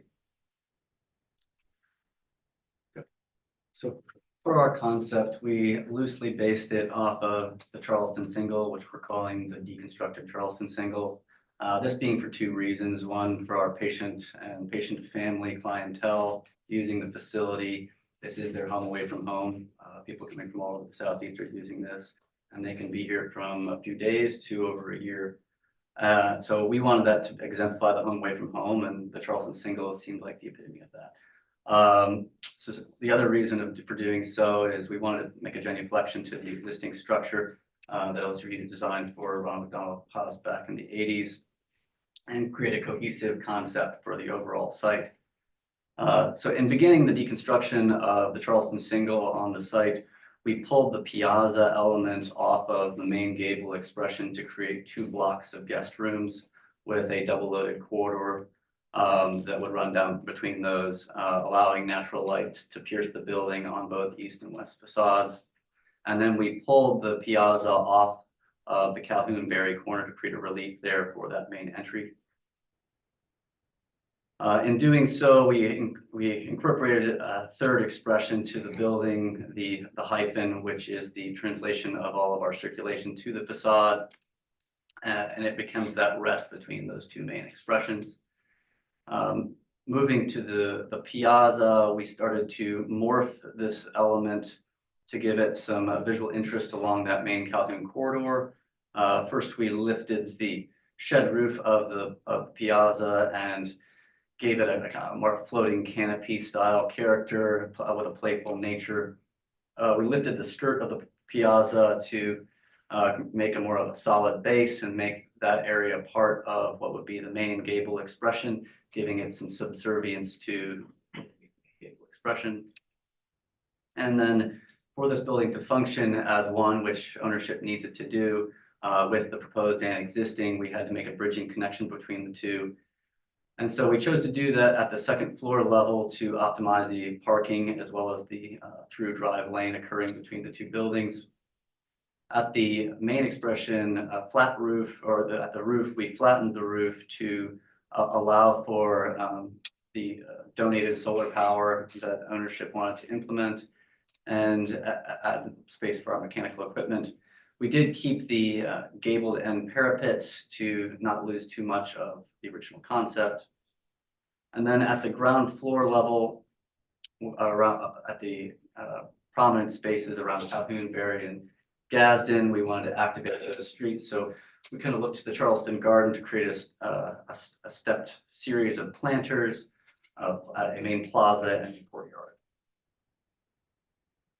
Going back to the site, this shows how the DOT would adjust the street to right there at Calhoun Street.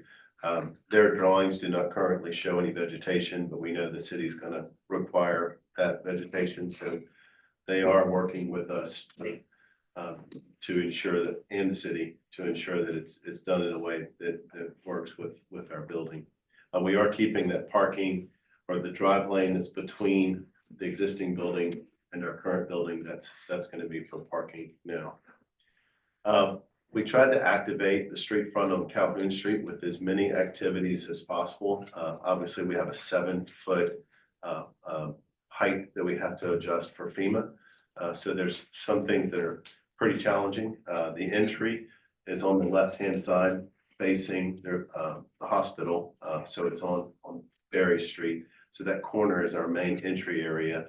And you can see there's 2 sets of ramps that get you up to that elevation, which is 8.6. So we're down at 5 at the corner of Berry and Calhoun, and all the way up to 8.6 as we enter the building. On the Calhoun Street side, we have the more active spaces right there off the lobby to the left, which is closest to the corner. That's the toy room. So whenever a child arrives here, they're able to go pick out their toy. That's a special feature that you'll be able to see from the street as well. So be colorful and cool. Next to that, we have some welcome rooms. That's where they meet the families as they arrive. Got some offices, and you also have the volunteer rooms. So they have a lot of activity happening up on the street. And then on the side that's closest to our existing building is where we have all the donations coming in and the back of house services. So this is the second floor. I would say everything from the elevators to the right pretty much stays the same, floor to floor. The rooms that are up on Calhoun Street are our standard stay rooms. The ones to the south are the long stay rooms. On the corner of Berry Street at Calhoun, we have that family living area. So basically everyone on this floor has this space to do their laundry and to have their social gatherings and things. So it's kind of a floor by floor having that activity.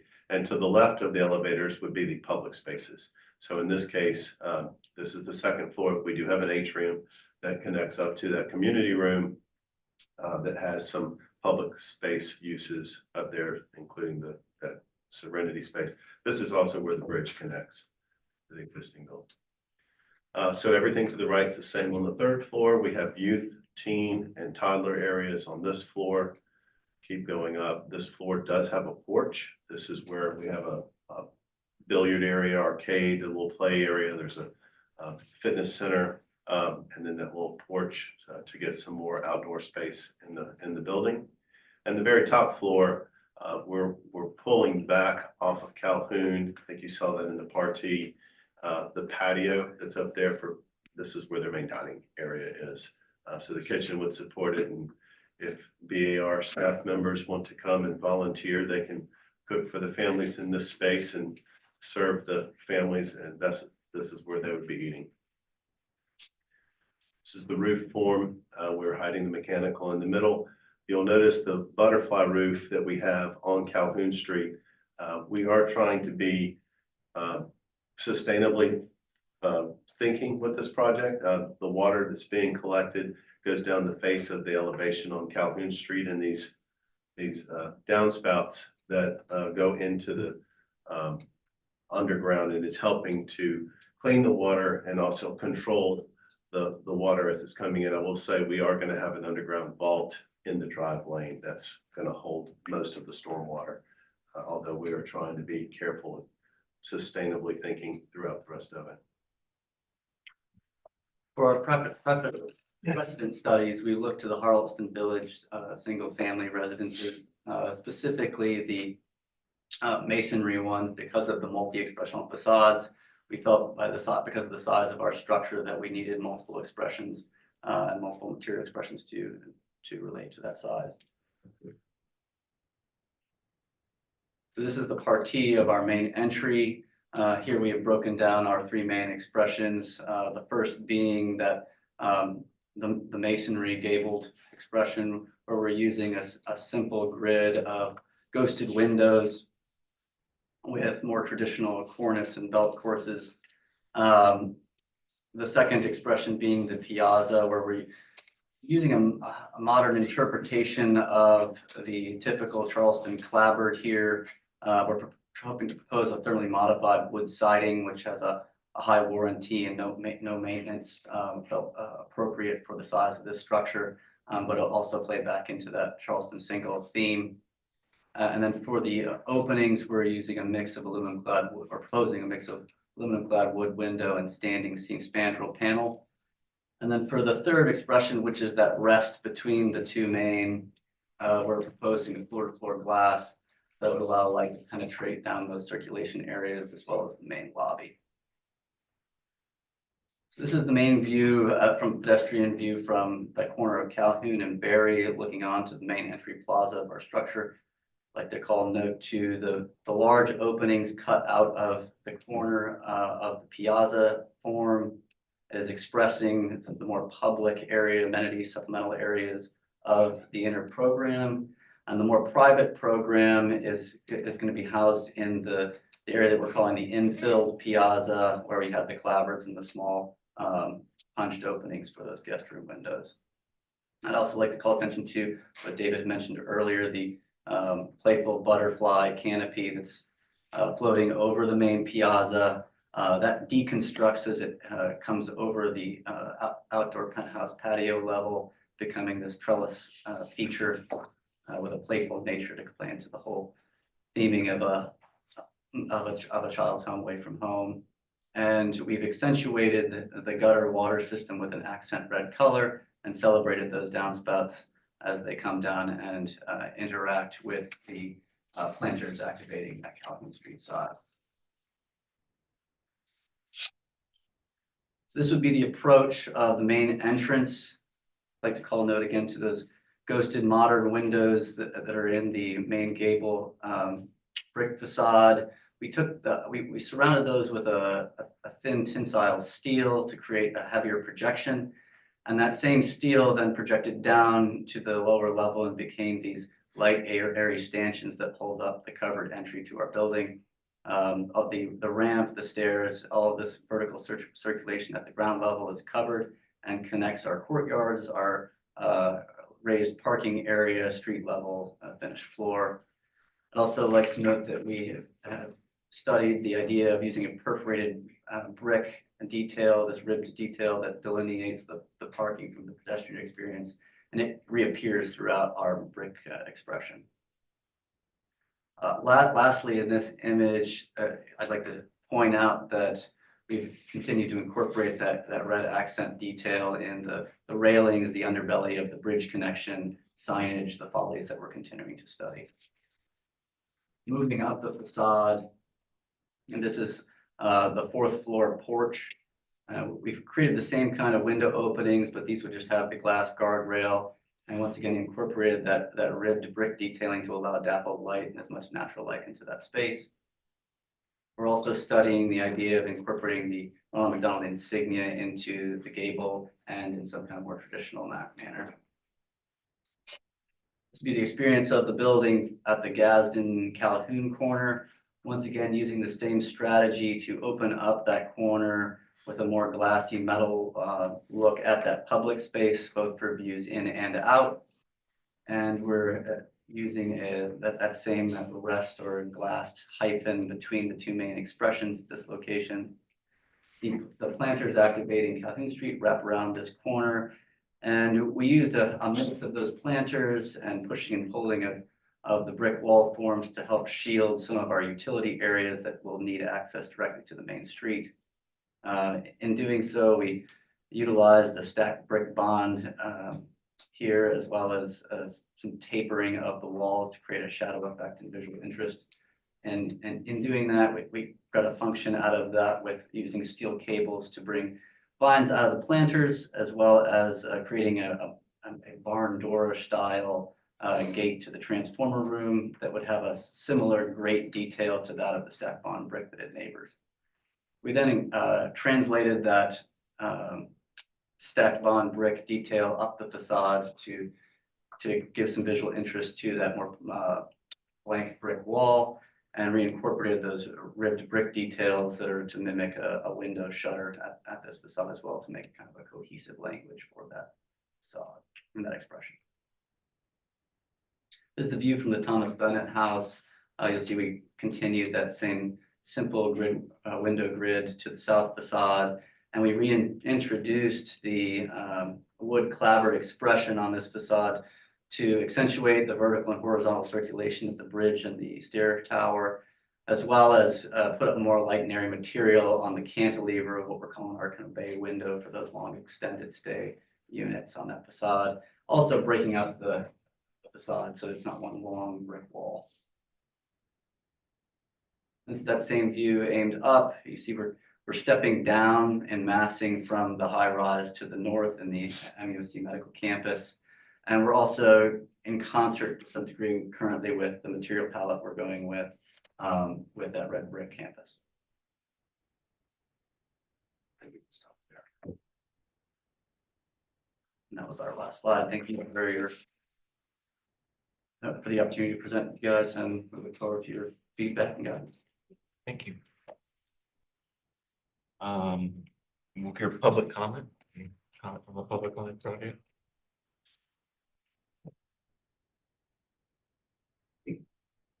I'm Catherine Alexander with the Preservation Society of Charleston.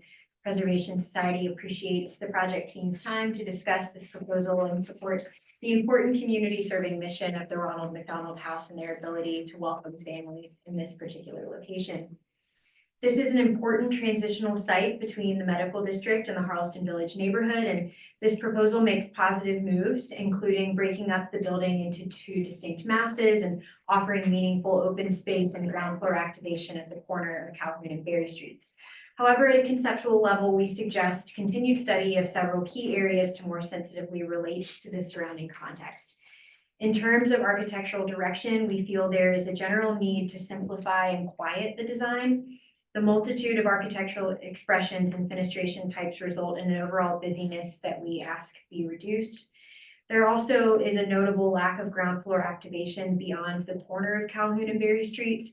At this prominent location, the sides of the building fronting Gadsden, Calhoun, and Berry will all be experienced as primary elevations and should be treated as such both architecturally and urbanistically. While the corner of Calhoun and Berry is well activated, we suggest studying a more substantial base at the brick gable end to better anchor it to the streetscape and reduce its top heaviness adjacent to the neighborhood. And lastly, materials-wise, we are concerned about the use of wood siding on a building of this scale from a maintenance and longevity standpoint, and encourage studying a higher quality material. The expanses of this material are particularly large along Calhoun Street, and regardless of the ultimate material selection, we would encourage a more generous window to wall ratio on this elevation to better address Calhoun Street. We appreciate the board taking these comments into consideration and look forward to seeing this design progress. Thank you.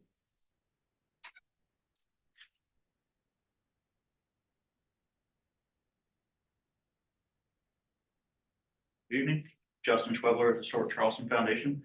We'd like to thank the applicants for also taking the time to meet with us to review this project prior to tonight's meeting. We recognize how vitally important the mission of the Ronald McDonald House Charities are and the pressing need for this facility in our community.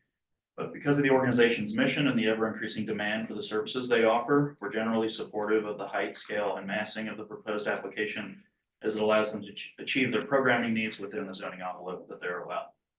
After much consideration, however, we feel that there's should be careful restudy of the general architectural direction for this application. Given the height, scale, and mass of the proposed building, an homage to the form of a Charleston single house is inappropriate in this context. The design should also address Calhoun Street in a more meaningful way, taking cues from the historic hospital buildings across the street. In its current form, the north facade is treated more like a secondary elevation along Charleston's busiest east-west corridor. The material selections and overall assembly appear to be in conflict, and we feel that the project would benefit from a more cohesive and simplified design. As stated, we do support the height, scale, and mass of the project as a means to support the organization in achieving their programming needs, but we feel the current application warrants a deferral for restudy of the general architectural direction. Thank you. Thank you. Any additional public comment?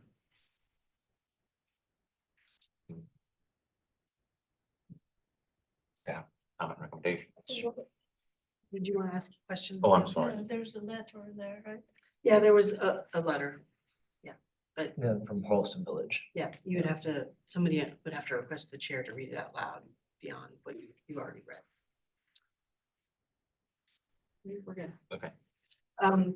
As stated by the applicant, changes will be made to the road and the proposed design hues to the future adjusted property lines. Application is in Height District 5 with a complicated context that includes small residential buildings and large MUSC medical buildings. This makes the 5 stories tower over and at odds with nearby residential scale buildings, but at the same time modest compared to the height scale mass of nearby MUSC. As such, staff comments will focus more on architectural direction rather than the zoned height allowable. The site plan with brick planters adds interest to the base along Calhoun, Berry, and Gadsden and is nicely done. The main entrance along Berry at Calhoun also provides good public space interest with its hardscape modulations. The diagrammatic premise for the design is based on a construction of a Charleston single with a hyphen separating the gable and piazza forms. Based on that premise, the gable form needs to read as a singular volume from Berry to Gadsden Streets. However, the disruption of the brick cladding on the south elevation leads to an inability to read this as a cohesive volume.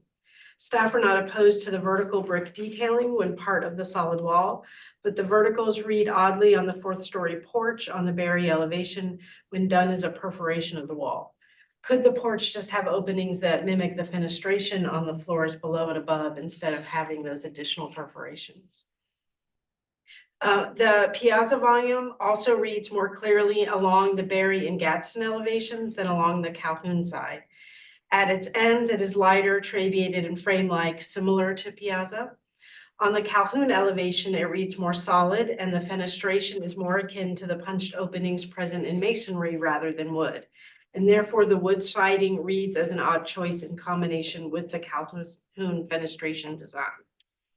On the Berry elevation, the hyphen separating the gable and piazza needs to have a better relationship between its fenestration pattern and the volume beside it. Pursue matching up the spandrel panels and or exploring Muntin relationships between the hyphen and the piazza for coherence.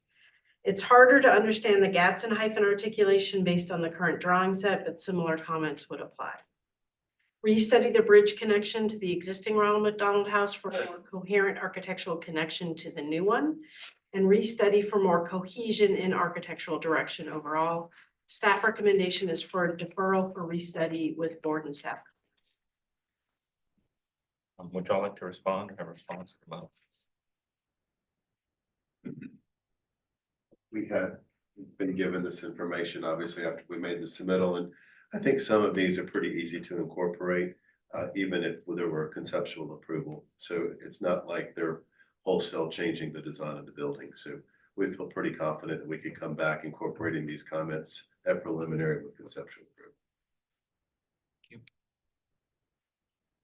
you. For discussion.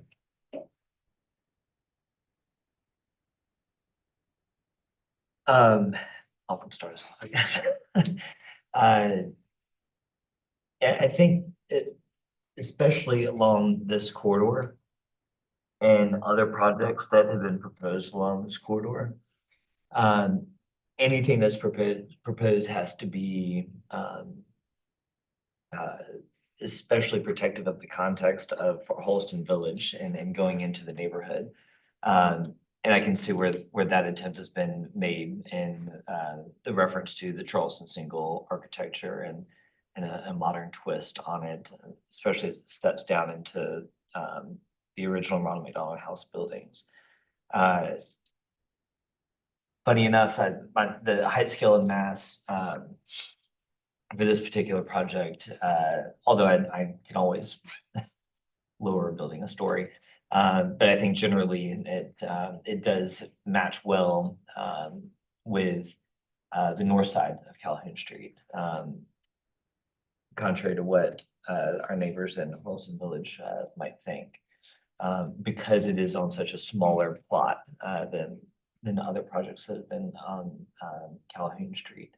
And the activation along Calhoun is not problematic either when comparing everything on that part of Calhoun Street. There's almost no activation on the street where there's the commercial property. It's not until you get to the Circle K down at Rutledge.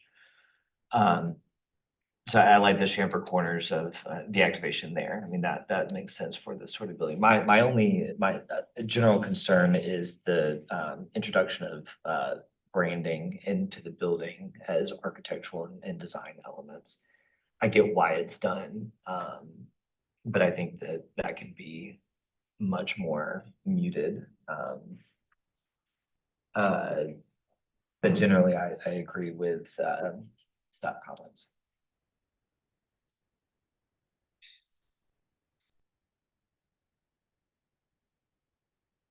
Okay,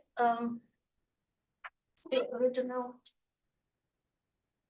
Ronald McDonald House is one of my favorite designs. Tom Penny. I've been there several times. It's light, it's inviting. It's also a single Charleston. And the porch is actually a sort of opposite. It's a connector between two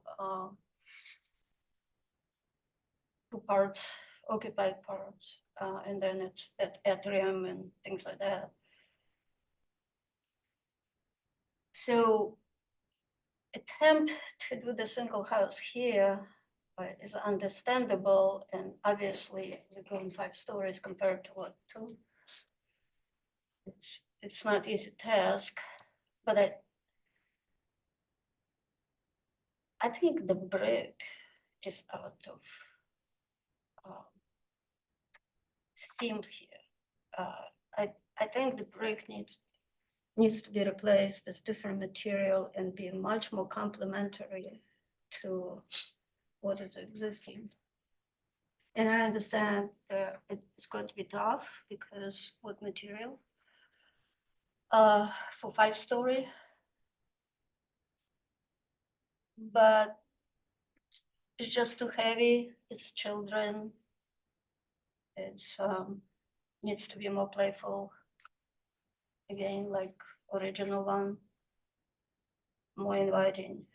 I kind of agree that there's many parts, but all well thought through, obviously, and all can be maybe specified a little bit. But per T is working, and it's unfortunate that the flat elevation and on Calhoun Street, even it's with a lot of planters and all that, but maybe it can be lighter, more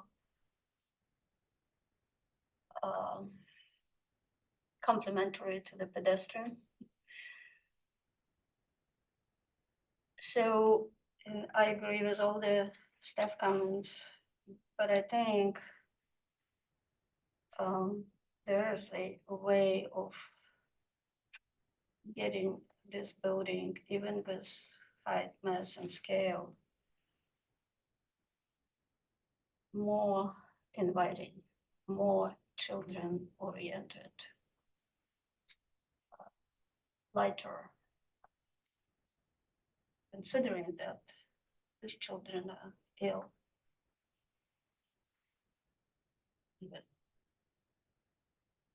Okay, that's because we put a rendering up on the thing again. I just have to.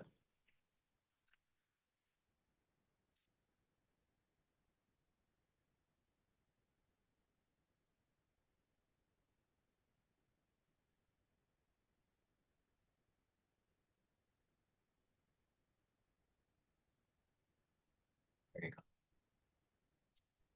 Thank you.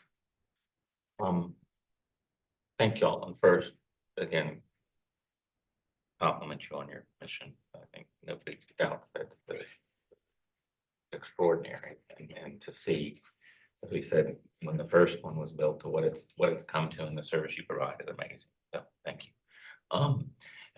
And I appreciate y'all's thoughtfulness and the elements that you brought into this and the part it's developed.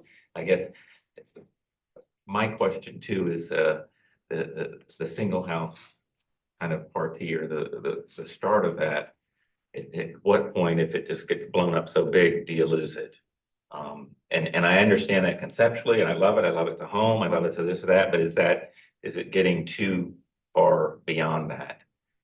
Where other than us in the room, and the architects are aware of that's what generates it, and that it may not is as literal is it, or and understand the gable, understand. But there's also, I think, an argument to say that something that maybe doesn't do that is literally is more respectful of the existing house a little bit. And not necessarily opposed to the height, scale, and mass. I think the gable contributes to that, and I understand why you did it, but I'm not sure that it's necessary, or maybe it's another motif somewhere in that facade that addresses that.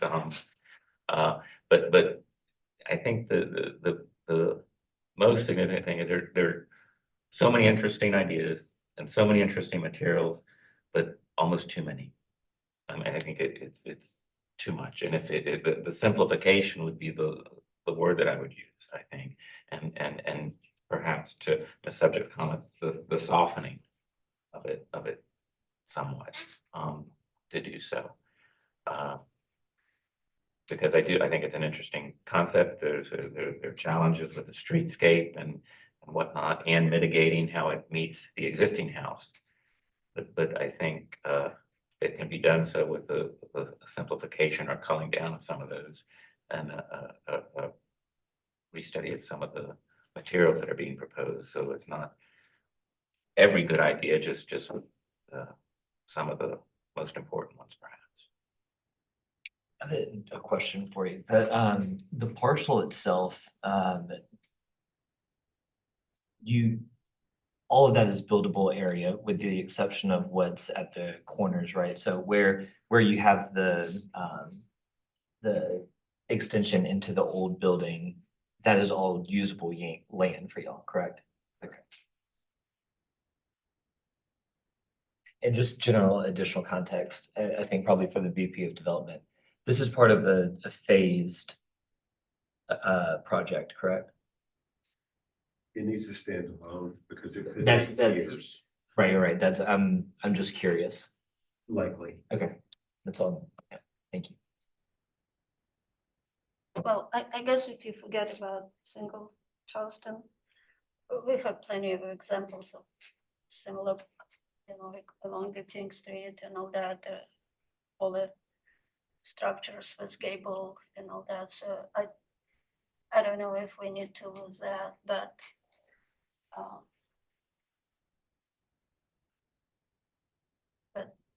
going back and simplifying.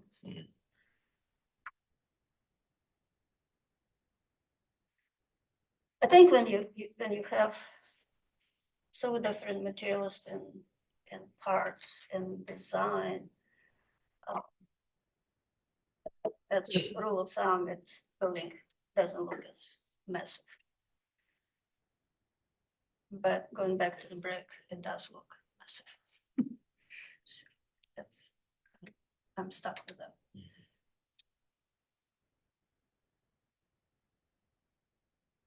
Have a motion. I'll motion to defer the project at the staff recommendation for restudy architectural direction with board and staff comments. A motion on the floor for deferral with board staff comments for restudy architectural direction. Second. Okay. So all in favor? Aye. Okay. Motion is for deferral with restudy for board and staff comments. For architectural For direction. architectural direction, excuse me. Yeah. Thank you. Thank you. Should have worn the God shoes. systems. I really appreciate the model, by the way. We don't Yeah. get many of those, Yeah, that and helps it's a duly lot. noted. Just leave them. It starts raining. Andy would kill me if we start collecting things because we have no place to put them.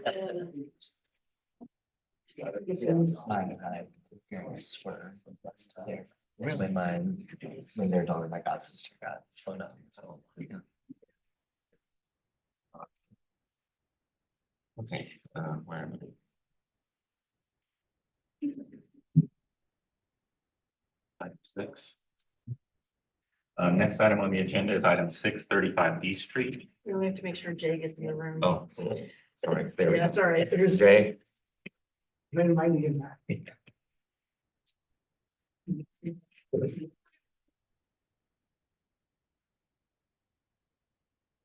the next item on the agenda is 35 B Street.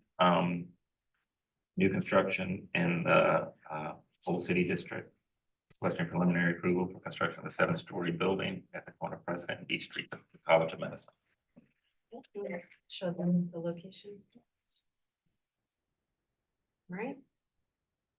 This is where the project is being proposed. We're ready for applicant presentation. Everybody's going Thank you all. I know it's been a longer night than we're used to. My name is Jay White, with Leolio Architecture. Joined here with Will Skelton from SLAM out of Atlanta. He'll be giving a portion of the presentation. We have some choices spread about on the floor. So once I stop talking and you start, I'll do that. We're joined here also by Jennifer Knoll, the Associate Dean and Chief of Staff for the College of Medicine at University of South Carolina, and then also David Tarr, immediately behind me, who's the Chief Facilities Officer for the college. You all have seen this as of last October. We really appreciated the comments, and we have responded to each of them. I'm not going to read that in 6-point font, but it's PDF. Moving quickly through the site, this is really the northeast quadrant of the old Porter Military Academy campus. It's surrounded by a portion of the early 1800s masonry wall that we were endeavoring to protect, and we'll speak to that as we did it conceptually as well. Under construction immediately adjacent to the site right now is the MUSC College of Health Professions. That I think they're providing piles as we speak. So Actually, raising steel. oh, raising steel. Wow. Shows you how far that memory goes. All right, here's the site as it was before the contractor showed up. And here's what it'll look like after they depart. It's an L-shaped building. You may remember that there's a major electrical duct bank running east-west through the site, which is why there's a breezeway located at this portion, and it has quite a lot to do with the high scale and math that you approved before. The site has continued to evolve with hardscapes and landscapes that not only take advantage of the new courtyard between the two buildings, which we have some site sections we'll show you, but also this major artery that is developing from President Street all the way to the east end of campus. And there's also going to be a very pleasant space built between the new building and the historic masonry wall that provides a secondary pedestrian pathway and also incorporates steps and also ramps to allow for elegant ADA access. Plants, purview, site sections. This one's probably the most interesting as far as streetscape is concerned. This is B Street and the ceremonial entrance of the building. We've been using that word. And this tree doesn't exist in this spot yet. This is, you may remember us discussing this at conceptual. There are a number of grand trees that are being relocated in the scope of this project.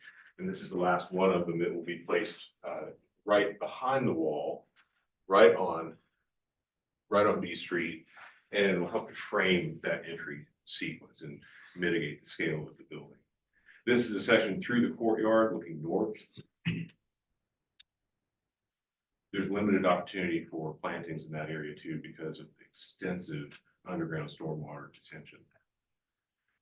This is the wall, the 19th century wall. What you saw last time is pretty much what we're proposing today. We're infilling a couple of openings, creating a couple of new ones, and modifying it most extensively to accommodate a fire lane between this building and the dental building that's immediately to the east on B Street. Anytime we interrupt the wall, we're going to include a pilaster, which would have been appropriate not only for the architecture, but then also for the integrity of the wall. All right, so I'm going to turn it over to Will and they're spreading out samples.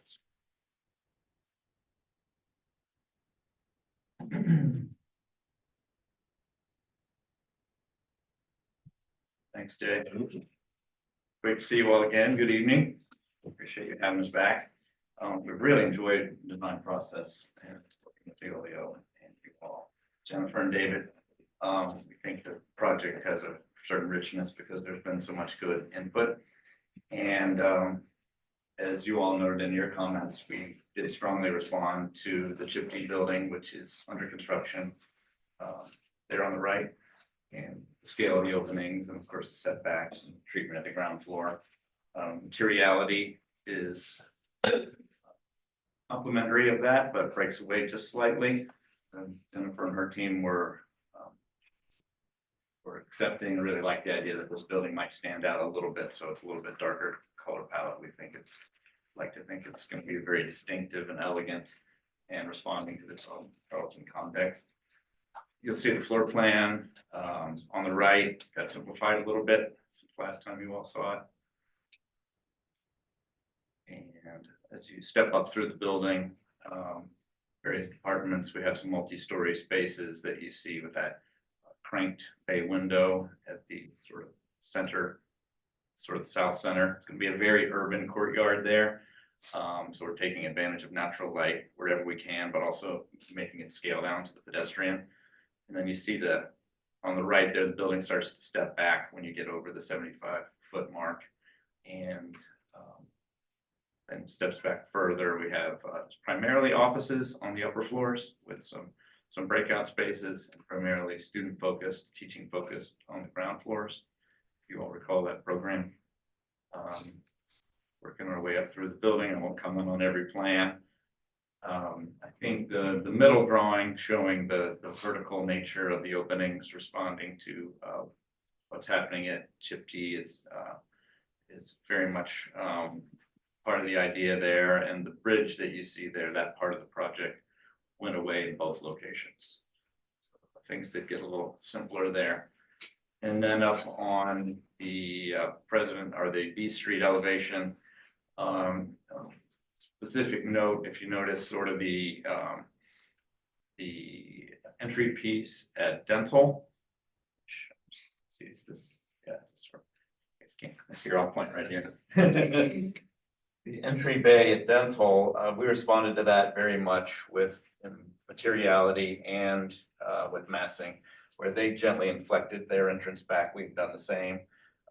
We say that the term gateway has been overused, but we do feel like this could be a nice gateway entrance will be into the campus, and that this access may in fact extend in the future across the street with maybe a wellness center, that sort of thing. So we're trying to plan ahead for that.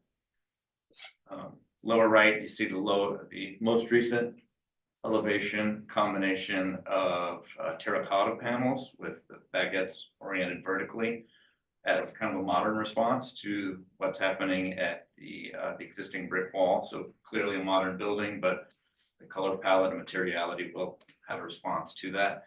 And that evolves into a darker colored brick for the upper parts of the building. As we rotate around, here we're seeing the President Street elevation. And this piece of the building, you can see by the shadow line, is set back. So that's at the courtyard beyond. But this elevation we're quite excited about with a projection in the dark brick. And then you all had asked us to look a little bit more at animating the facade down low. We're actually looking at the idea of some branding at this location here. They could do something at a larger scale. They could be really interesting but subtle. Branding the MUSC College of Medicine there. We'll go back briefly to this elevation. One of the big challenges you might recall is that because we've got these large active learning spaces that have a good bit of blank wall in them, we've come up with an idea here of using the terracotta baguettes to really animate that elevation. So you get the regularity of the openings but starting to really get some nice shadow lining, kind of playing with the idea of shade and shadow, but also openness versus enclosure. As we work our way around, primary element here is that angled bay window that you saw in plan, and that relates to this urban courtyard on the south side of the building. And we have something similar going on the east side of the building. As folks come through, you're coming through the dental building here. There's a corridor from the oldest part of campus. As you come through here, this is an element meant to bring the scale down. Terracotta projected element here on floors 2 through 4. And so it's sort of evolved, as you see from what you saw last time into what it's doing today. A little more about materiality. Terracotta and the gray brick, the use of a light metal trellis structure to create some interest, but also to create some shade at some of the 5th floor terraces. This one over here is the Dean's Terrace, which I'm sure Jennifer will love using. And then we have another terrace here for more public use up on that level.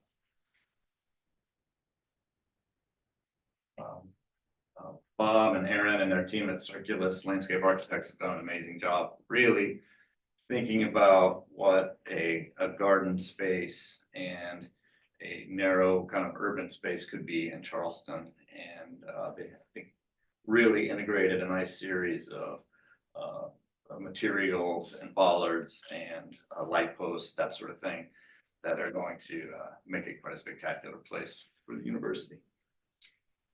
See the aerial from President and B. Zoom in here, you start to see those terraces on floor 5. See quite a bit of landscaping here in conjunction with the brick wall. And there are some new openings in that brick wall that we saw in your comments. And part of that is function driven. In other words, to get, since our finished floor is considerably above grade, there's a way to come in at the corner here, and then you start up a 5% slope and wrap around the building to get in. So it's sort of a creative way to provide ADA entrance without doing sort of a switchback ramp.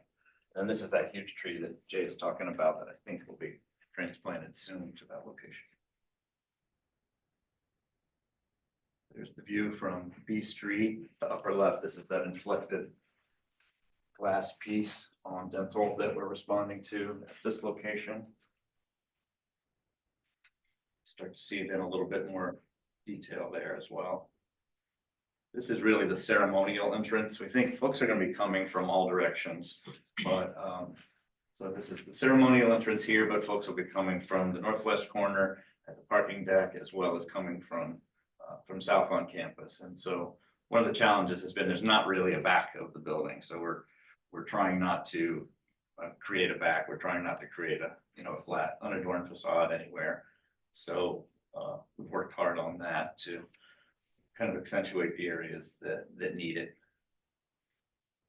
One thing that evolved since last time you saw it, you all had some comments on this elevation. We have wrapped the terracotta around the base of the building to give it a little bit more interest there. This is a freestanding wall here that's made out of terracotta screen that double column will land on. It makes me realize that it goes that way. Sorry. And this is our terracotta screening system. And then when it changes to the baguette system that goes in front of some of those windows, it becomes an element like that. So it's almost an extrusion of the same element there to start to create that shade and shadow on those spaces.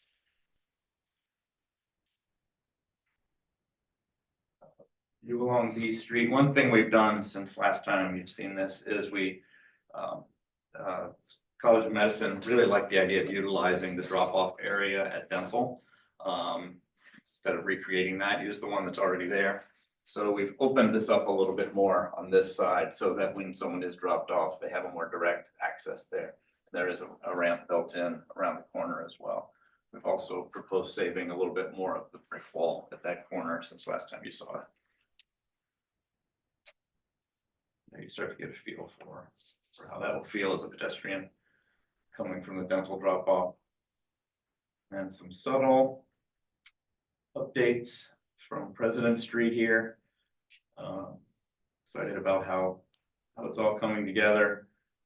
We have integrated some vertical sun shading on the west elevation specifically to help with that late afternoon sun. And also we felt like that helped pick up on the verticality composition. And you see that narrow connection between our building and Chip D and where on the rendering on the right, where that bridge went away.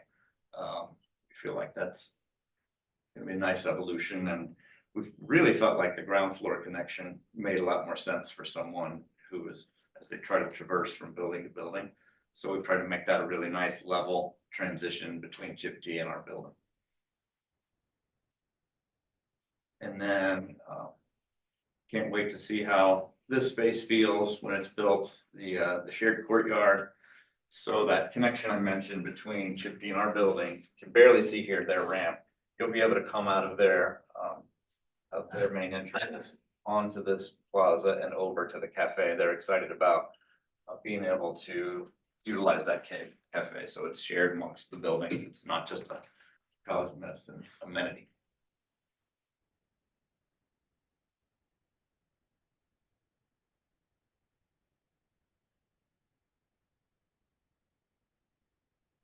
Okay. Thank you very much. Is there any public comment?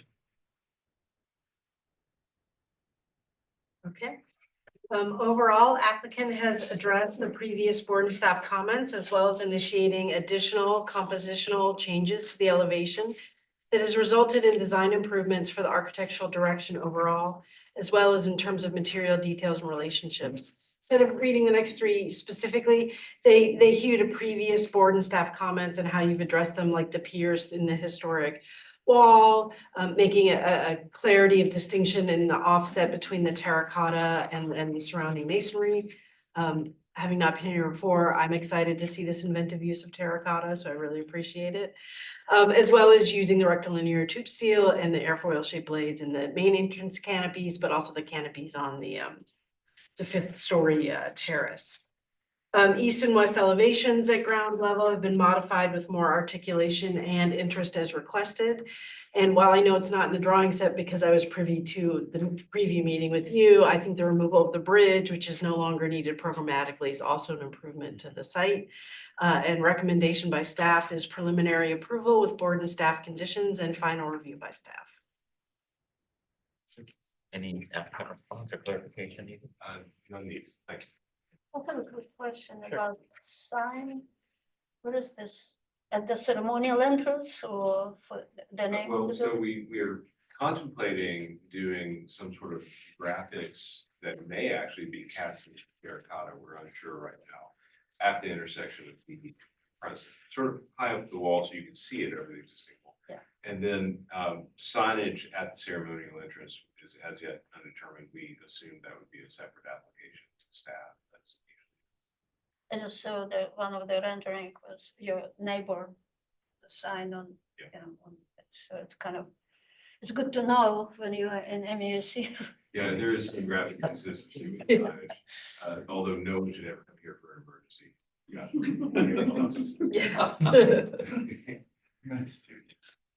So only have a heart attack and a cardiac unit, nowhere else. Yeah. Okay. Well, don't say that to students. They tend to think of their own personal issues as emergent. I have a question. Tell me about the east elevation. East elevation. Yes. Because there have been quite a few changes. Yeah, you can actually there. probably see it easier on the model. So what happened was on this east elevation here, we had already at some point included some sort of terracotta facade, just to break up that facade a Yeah. little bit. But then we realized that there's actually a fairly prominent secondary pathway coming from Colcock Hall all the way this way. So this sort of helps to anchor that axis, breaks up the facade, and it also addresses the fact that you've got a lot of programmatic variety on this end of the building. In fact, one of the conceptual comments was really regarding the relatively blank nature of this portion of the facade because it was the building core, it was restrooms, elevators and that sort of thing. We were able to reconfigure that to add more fenestration, especially as you get closer to B Street. But the pattern of the facade you see on here is because at the top floors, you have offices and small scale spaces, and you get down into the lower floors, and the scale of the spaces grow. Does that answer your question? I mean, so you made the changes for programmatic reasons, which is understandable. I guess I liked the original design element of the block across the glazing. And appreciate the symmetry of that whole site. I know that there was that comment of, we've got a single line of windows going down. Y'all have added in this secondary one towards the corner, but to me, it looks almost too busy. There's no repeating patterns. But that's a personal thing, I guess. No one else sees that. Hard cares. Whatever. Well, I'm going to contradict you now. Please, by all means.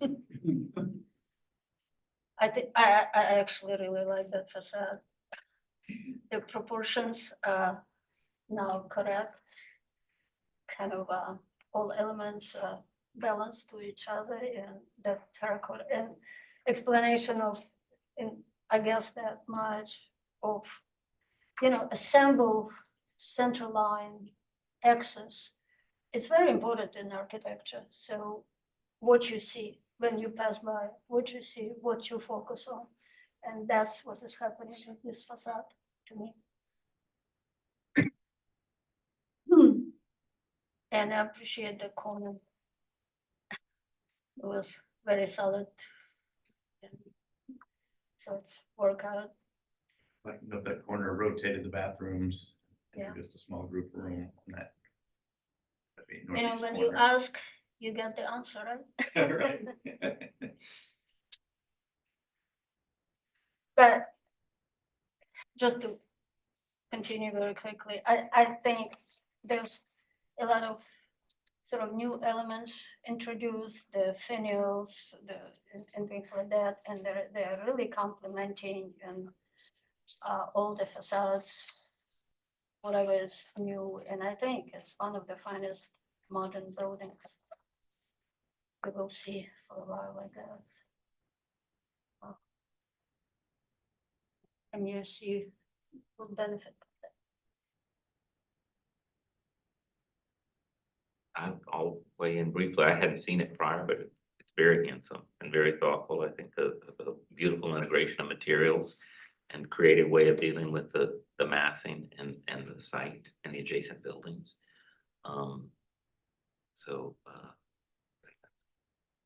Leave it at that. Do you have any more comments? Motion.